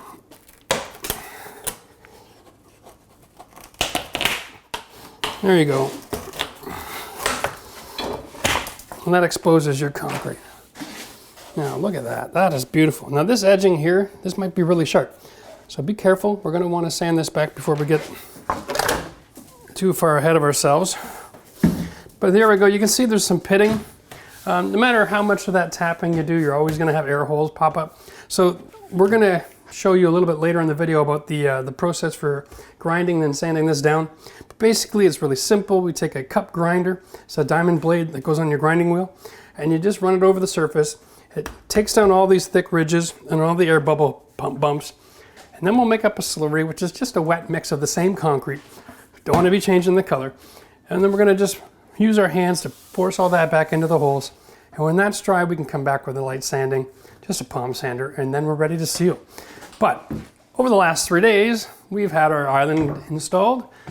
These cabinets came, and that is brilliant. So while I was waiting for Max today, I did the template for the countertop, and now we have all of our cement fiberboard cut. This is actually 2 and a little bit sheets. Again, this is just to contain all of the cement. And we have this beautiful sink by Blanco here. And this one comes with this cutout. Now here's where you gotta get creative.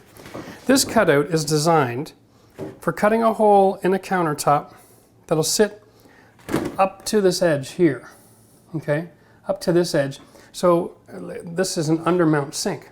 So this is gonna be exposing a little bit of that round edge. This is a little too small for our application, because what I need to do is I need to cut a hole in this counter that's this size plus the thickness of the wall of that material. So what I did is I used this originally, and then I just added an extra 1/8 all the way around, and you can tell that's a perfect fit, okay?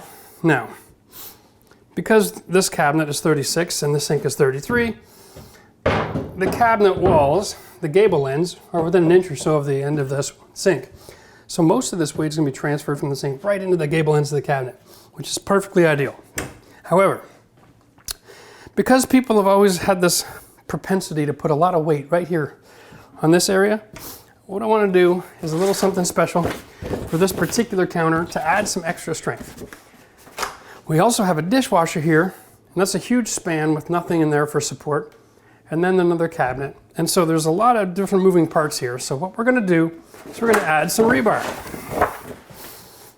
Now, when you buy your Quikrete countertop cement, on the picture it shows some metal bars for structural support. And that would hold true if you were using a really soft underlay. But with the cement board, you don't need that. But in this case, we're not going to take a chance. You can see here we've extended our countertop past traditional depth. This is a bit of an overhang so that people can have a few seats here. And so what we want to do is frame this up with rebar to maximize the strength so we don't run the risk of having any accidents. So, having that in mind, I've got a 4-foot countertop section. I'm adding in some 4-foot rebar. And this is going to go right on the gable end of that cabinet. And this is my 3-foot. I'm going to put one across the sink, front and back. Okay, and I'm just really laying that in there where the cabinet is. Nothing too special about that. And then a bunch of 2-footers.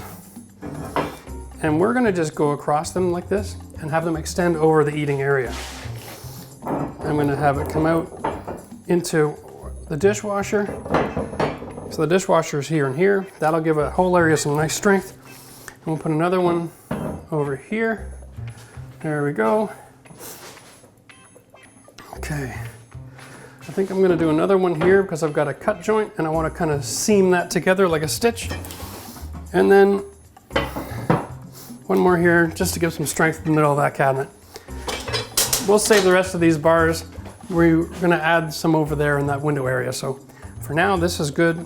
I'm excited about this. I think it's going to work out great. Now, for those of you who might be a little bit familiar with these custom form countertops, this comes in an 8-foot piece, and this is designed for the sink. And what it does is it actually has an adhesive strip, okay? And you're supposed to put this up against your sink to the height of your molds. And so then when you pour your concrete, you know, you have a nice finished edge. Well, we're going to show you that on the camera real quick. We're not going to, these aren't the actual molds here. This is just for demonstration purposes. All right, so to save you guys time at home today so you don't have to watch another 2 hours of video, we're going to just do a quick demonstration to show you how this all works. It probably would be fine with a 3-foot level here, but you get the idea, all right? So now that you have your molds in place, you can take this adhesive strip, lift it up to your level, and then attach it to your wall, all right? And you would just run that around and make sure it's exactly where you want it. Then your finished countertop is going to be all nice and level, and it is going to look like $1 million. Now, when I bought this mold, I bought the half mold kit, which is just enough for my job. I thought I had bought the little It's basically like a little stem, a rubber stem that comes through the hole that you drill for your faucet. I thought I bought it. I guess I didn't. Anyway, so when I was at the hardware store picking up the rebar, I saw this in the concrete section. I think it's just a little cap to put on the end of a bar. I'm going to actually drill a hole, and I'm going to stick this up through the hole from underneath and wedge in a piece of 2x4, and that'll hold that in place. And that'll guarantee I have a nice hole there for putting my faucet in. Great little trick. This was like $3, just in case you get stuck like I did. All right, so that covers pretty much every technique you're going to need. We'll show the cupping and grinding a little bit later on in the video. And quick little shout out to Lowe's, because these folks saved my bacon today. I went to my traditional supplier to get my concrete countertop mix, and they were out. So I had to call around, did a quick search on the web. Sure enough, these guys got that stuff in stock by the skid. So if you're looking to do a concrete countertop job, one-stop shopping, hit the Lowe's, get your cement, get your rebar. And this stuff here is epoxy coated, all right? Make sure you get that. Don't just get the other one, or it'll start rusting and those colors will end up coming through your concrete. All right, so I'm gonna get back to work and finish pouring on my concrete. Max will be back in about 3 days. Give this lots of time to dry. And we'll pull off all of the edges, and then we'll show you how to do the cupping and the slurry and the sanding.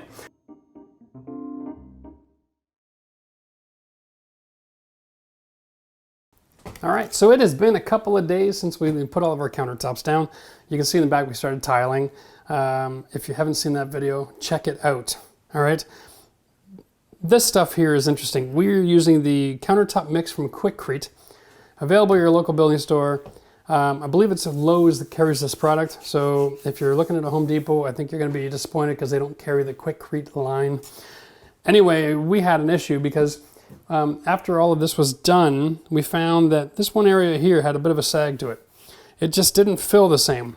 The product sets so fast that you really gotta be on your A game. It's probably best to have 2 people doing this, one mixing and one working, okay?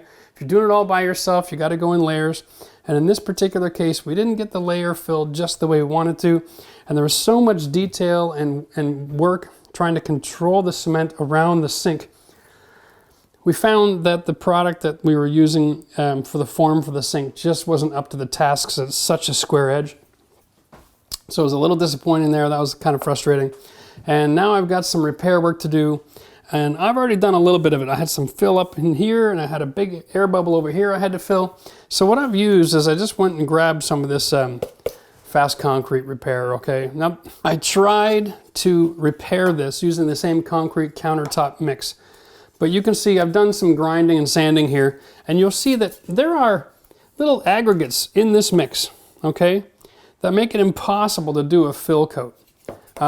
This was just way too thick. It's not something you can travel and work with. It's designed to flow and fill, and that's it. So I was against my better judgment to mix products because I wasn't sure how that was going to finish with the sealer, but I have no choice. I can't leave this huge gap. So we're going to use the fast setting concrete here, and hopefully it's not going to show too bad, but I don't have a choice. So like I said, this sets up in just a couple of minutes. You want to be really careful when you're mixing this not to put in too much water, okay? And at the same time, don't be so careful that it takes you forever to get this mix made, because it'll finish setting up before you're done mixing it. So work in small amounts. There we go, we're getting a bit more of a soup now, okay. So if you put too much water in your mix, that's fine. Just be patient. You wanna have the area where you're gonna be patching nice and wet, okay? Really sponge this down so it bonds well, okay? You can see the overall finish there. It's gonna be not too bad. I am gonna try to clean up that edge with this cement as well. It's just gonna take a lot of tedious work. Now this is going to be like self-leveling and out of control. Okay. So I want to work it to the edge, and at the same time give it some resistance here.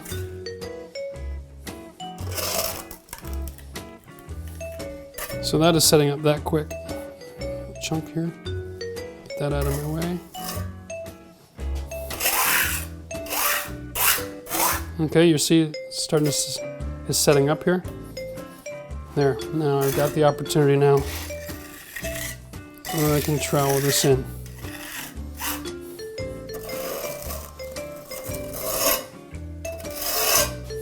Oh, it's almost perfect, right? Now, just clean as you go. This kind of attention to detail is what's going to make or break this countertop job, so we can't afford to be lazy. Okay. So it takes a lot of the sanding work out. So we're just going to wet sponge this in a little bit. Now we got it filled. We're going to stop while we're ahead. I would rather do this 3 or 4 times until it's perfect than give a bad product to something I'm just not happy with. So there we go. Beautiful. I'm going to love that. This goes in the garbage.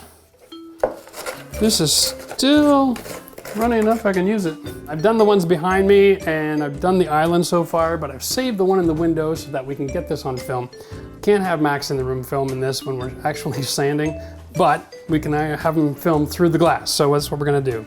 Let's talk about tools first. This is called a cup grinding wheel, okay? It's basically a diamond tipped wheel and it goes right on your grinder. They come in different sizes depending on your grinder size, and they just spin on once you get it where you want it. So you just hold down, get that on there nice and tight. After we've cup grinded, we're going to be using a regular orbital sander. This one has a dust collector and a filter, which is helpful. You have to empty this frequently, okay? So keep that in mind. And then we're using 40 grit sandpaper to start. We'll work our way down to 80, 120, and then 220 to finish. Of course, the secret when you're putting these on, line up the holes so that the vacuum part of this sander actually will work. It doesn't have to be perfect, just close so that the actual vacuum can suck the dust away. And of course, like I always use on my videos, safety glasses and a mask.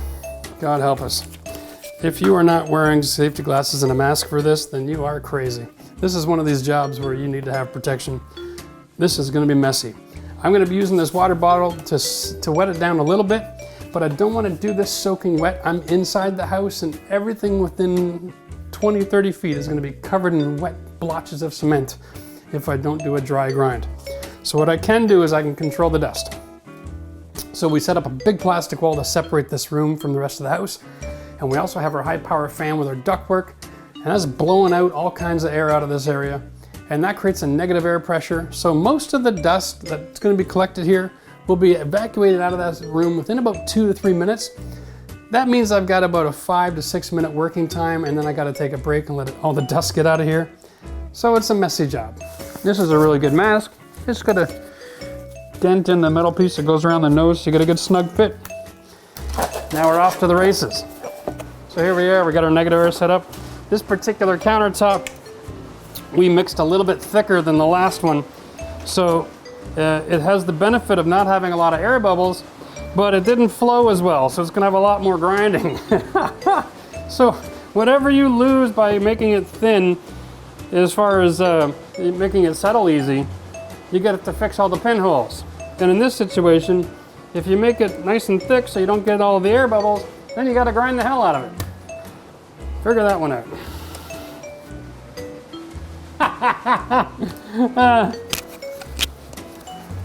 One of the reasons I love wearing masks, we want to clean up our edges and any of these bumps. We don't want to have to sand a ridge out, so we grind it out. You'd be surprised how fast this works and how fast it gets dirty. Here we go.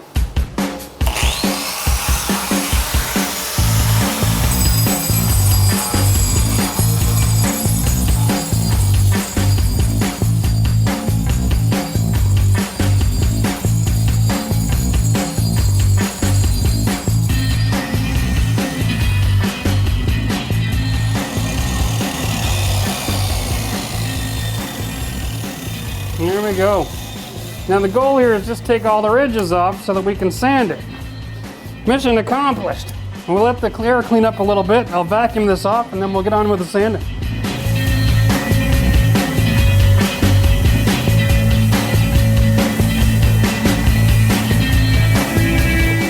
level of grit that you use, you should move back and forth in opposite directions. So with the 40, I'm going to go opposite of the grinder, and then with the 80, I'll go opposite of the 40, and so on. This helps to guarantee you're not leaving a big groove somewhere in the ground here.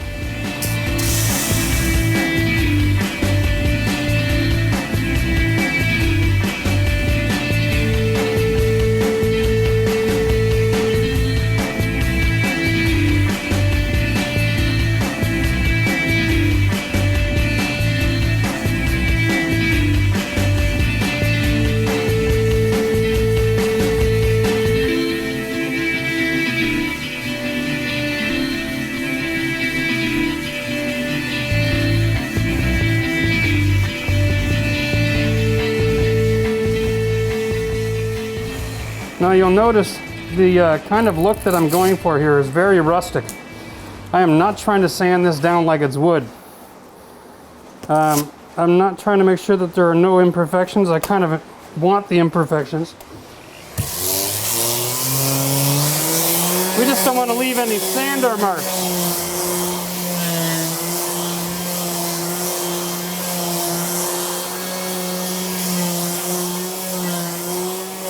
Just a couple passes with each type of paper does the job. All right, now.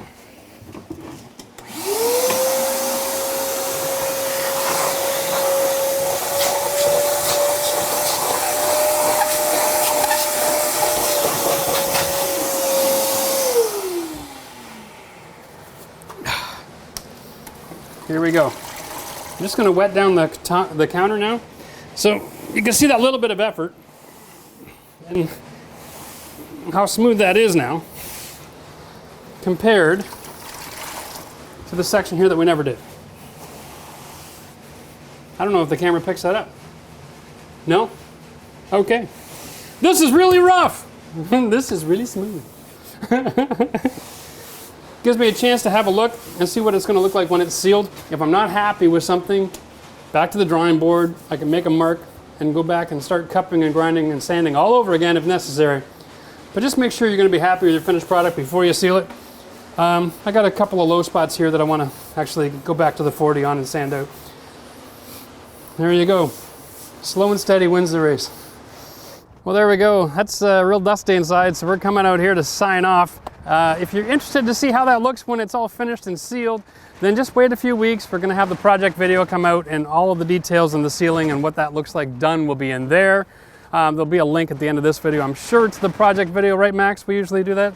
Fantastic. And once again, of course, hit the like button. And if you haven't subscribed to our channel, you should, because the world is watching this channel. I don't know why they want to watch this channel, but they are, and you don't want to miss out. So hit the button and subscribe. We'll see you again next time.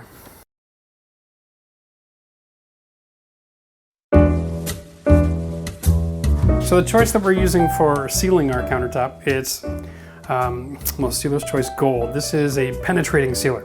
So if you're looking up at all the information online about concrete countertops, you'll see there's a lot of different options with sealing. I like this one because this is food grade. All right, so that means it means what it means. It's safe. No one's gonna get sick in this kitchen. So basically, your job is to just apply it and then remove it. That's how simple this is. So just pour on a little bit. Use your sponge and just wipe it in, okay? And that's it. And then just remove the excess right away just by wiping across the surface. That's how you seal concrete countertops. If your sealer, if you don't like the way it looks or the way it feels, you want to add another coat, you can. But with penetrating sealer, generally 2 coats is all you're going to do.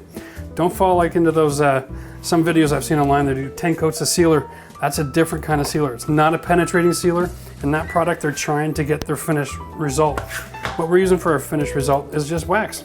All right, this is just a beeswax. It's for finishing concrete countertops. And we're just gonna dolly some out here on the counter. All right, I'll show you. Now, I like to use a grub float when I'm installing it. Get it nice and tight on there. Get that white film, means you've got more than enough there, okay? And then just rub it off. There you go. Now your beeswax is on there. Just make sure you don't have any residues. Run a dry cloth over it. If you see any white spots like that, just buff it in a little bit. There we go. Beeswax applied. Now you're sealed, your finish is protected. You don't have to worry about coffee and red wine and all that sort of thing. This will take care of your countertop and protect it for years to come. Now the sealer itself is good for about 15. The beeswax is something you might want to apply every 6 months to a year, depending on the kind of use you get. So a jar like this runs about 20 bucks. I'm gonna leave one behind for the client. And that's about all you need to know. All right, so thanks for joining us on our tour of how to make countertops. Remember, your upfront cost for materials isn't all that dramatic, but this is a blood, sweat, and tears kind of process. But if you love this kind of real earthy industrial look, this is a great alternative to natural stone. Remember, if you haven't subscribed to our channel, we're full of crazy ideas on how to do things yourself and help you around your house. So hit the subscribe button below and like the video if you like it. I'd love to hear from you in the comments. See you next time, guys.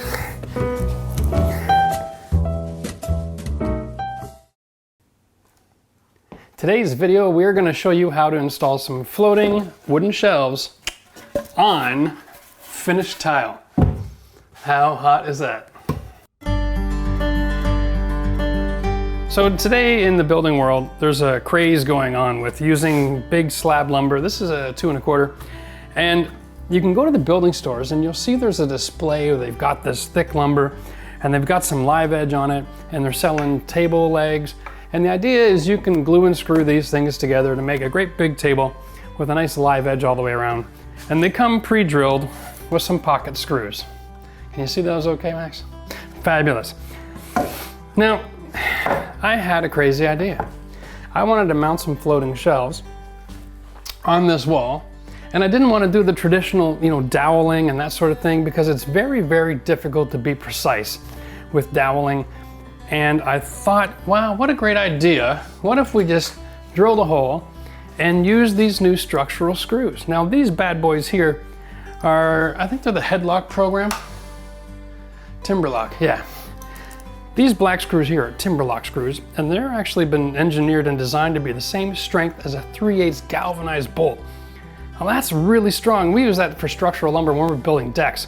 So if I can get a couple of these into this, right into the framework of the wall, I'm confident that this is going to hold the shelf up, because let's be honest here, when you're installing kitchen cabinets, you're going to get 4 little screws that are holding up the weight of all of that cabinet and all your dishes. So all the decorative shelf like this needs maybe 100 or 200 pounds. These bad boys are rated for 1,000 pounds each. So if you have a climber in your family, and you can be confident they're not going to fall off with the shelf. The funny thing is here, Max came into the room and he goes, "Oh, you have a blueprint." And great joke, by the way, but what I did is I just taped out, just visually, so I could see what the finished hood fan and shelves would look like. And I've just kind of scaled things back until I like it aesthetically. Now, this tape is based on the laser level line that we put on there. So we're gonna have a couple of different dimensions, and this gives me the ability to mark my studs on the tape, put down my numbers, and keep all of my math on that wall without affecting the tile. So the basic tools that we need for this job is, like you can expect, we need the Timberlock screws. We're of course gonna need some plastic wood. I like using this stuff because it dries quick and I can get onto my sanding right away. Need a black marker. Of course, they sell these at the building store by Milwaukee. And you're gonna need one of these. Now, this isn't necessarily available in your building stores. You might have to do a little hunting. Go to a tile supply store. Most of these places sell stuff like this. This bit is actually $85. That's top of the line. There are other options available in the $30 range. And if your tile is ceramic, it'll do just fine.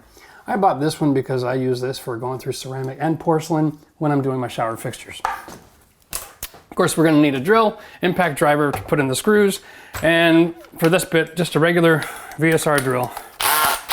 And I'll take it off hammer function so I don't drive everybody crazy. Now, I've already checked before I built the wall and I took the cover plate off, and the framing for this wall is right beside, on the right side of this plate. And I know that my center mark is actually just to the right of the plate cover, which is right here. So I can use that as my mark, knowing that that's where my framing is. And then I can measure off my 16s for the frame on this wall, because that is the way we frame walls in North America. every 16 inches. All right, I'm going to use a black marker on the tape to mark the center of the stud. And then I'm going to mark from the wall to the line, and I'm going to put my measurements on here. So I got a 7, and of course plus 16 is 23. From there, I've taken my slab with the pre-drilled holes, and I've already cut this one down. But what I did is I just marked the center line here, and I measured back 7 inches, made a mark, and cut the slab. And there's my 23, and there's my finish mark. I want to come to 39 just right here, like the tape shows. So now that I've got it all laid out, and I can put it up here and confirm that I'm lined up, I like that. I've got to drill holes. Now, let's just take a quick look at what it looks like when this comes through the other side of the wood, so we have an idea where the pocket screw is going to come out. Right smack dab in the middle. That is awesome.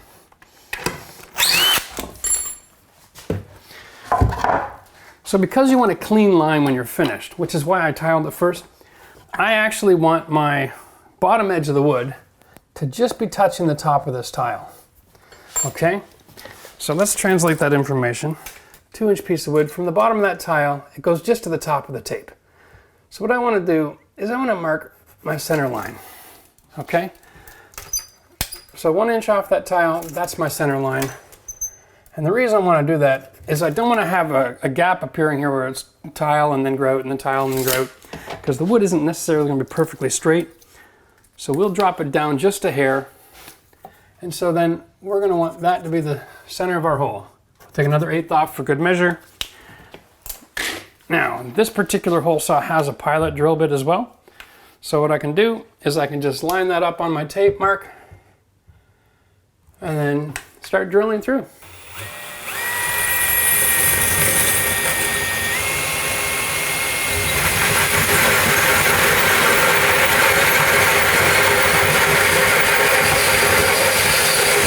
And you'll see that it was a little wobbly after the pilot drill hole started, but that's the point of this tip. This pilot hole keeps your drill bit from rocking around too wild. And so once I get these holes started, then I'll take out my pilot hole and then I'll drill all the way through.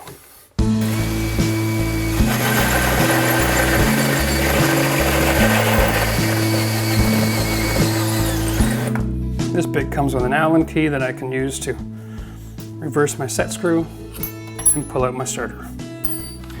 Now I'll just finish off these holes.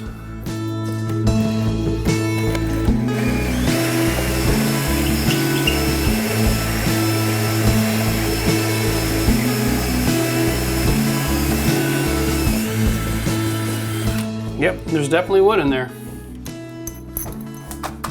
Make sure you clean this out as you go. Once it gets jammed up, it's really hard to clean out. I like to just do a little rocking motion as I'm drilling. That really reduces the amount of contact that I have with the bit so it doesn't overheat.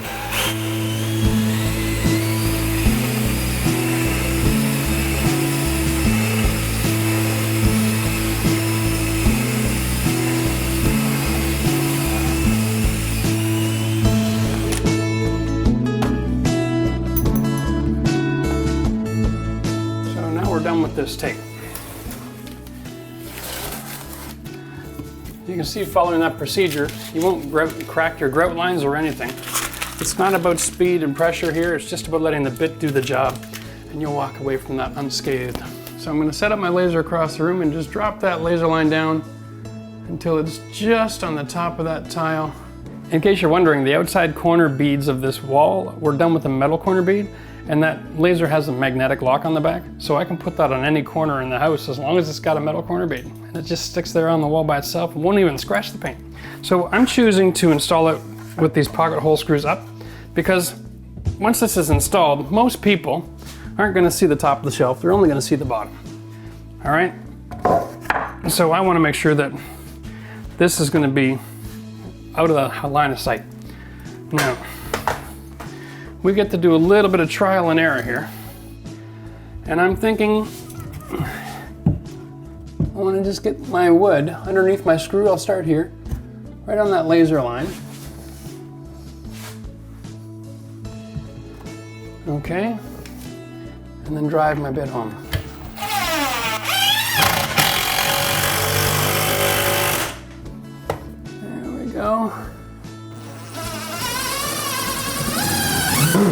through on our bed extender here.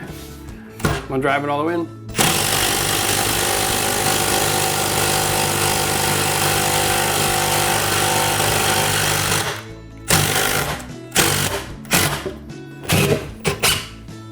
So just because you got a great idea doesn't mean it's always going to work.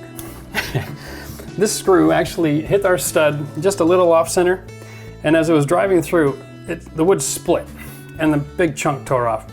So our screw is now just spinning on the wall. So what I have to do now is, because I'm going to be using wood filler and sanding anyway, I don't have a choice but to line up my hole and drive a new screw through that wall on the angle to hit the far side of the stud and give it a little bit of a lift because it pulled off level. Okay, back to level. So for the purpose of the video, I'll explain the last couple of steps, but I'm sure anybody willing to tackle this kind of a project at home is probably more than capable of finishing their wood. But really, all it comes down to is mixing up a little bit of your plastic wood here. This stuff is really amazing because it doesn't shrink. And it smells awesome. All right. And of course, we're just going to put that in and press it in. We don't have a lot of residue because although it's sandable, anyone who's ever worked with this stuff before knows that it's not that sandable. It'll give you a bit of a fight. We'll let that set up a little bit and then we'll come back and fill it up some more later. So there you go. Not going to waste all your time sanding and finishing the wood. We're just going to use a straight up Varathane finish on this, which will be really easy to maintain and it'll keep the dust from collecting. If you want to see how this looks when it's all done, check out the video links at the end of this video because we're going to have the reveal for the whole project. You'll see the kitchen, the custom-made hood fan, all those elements. Make sure if you haven't, check out the concrete countertop video. It's very cool. And subscribe if you haven't subscribed. I would like everybody to hit the like button on this video because this is a great project for anybody to do at home.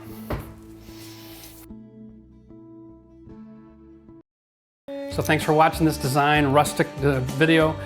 Don't forget to check out all of our other A to Z videos. We got a playlist with some great projects in there for you. Subscribe to the channel if you haven't. Glad to have you along for the ride. Don't forget the like button, but most importantly is comment. Want to get your feedback on this. Tell us about some of your rustic ideas, things that make your house very unique. All right, so thanks again. Now all we got to do is just sit back and watch a little bit of YouTube in our new rustic living room. Wait a minute, that's the wrong channel. Now that's more like it.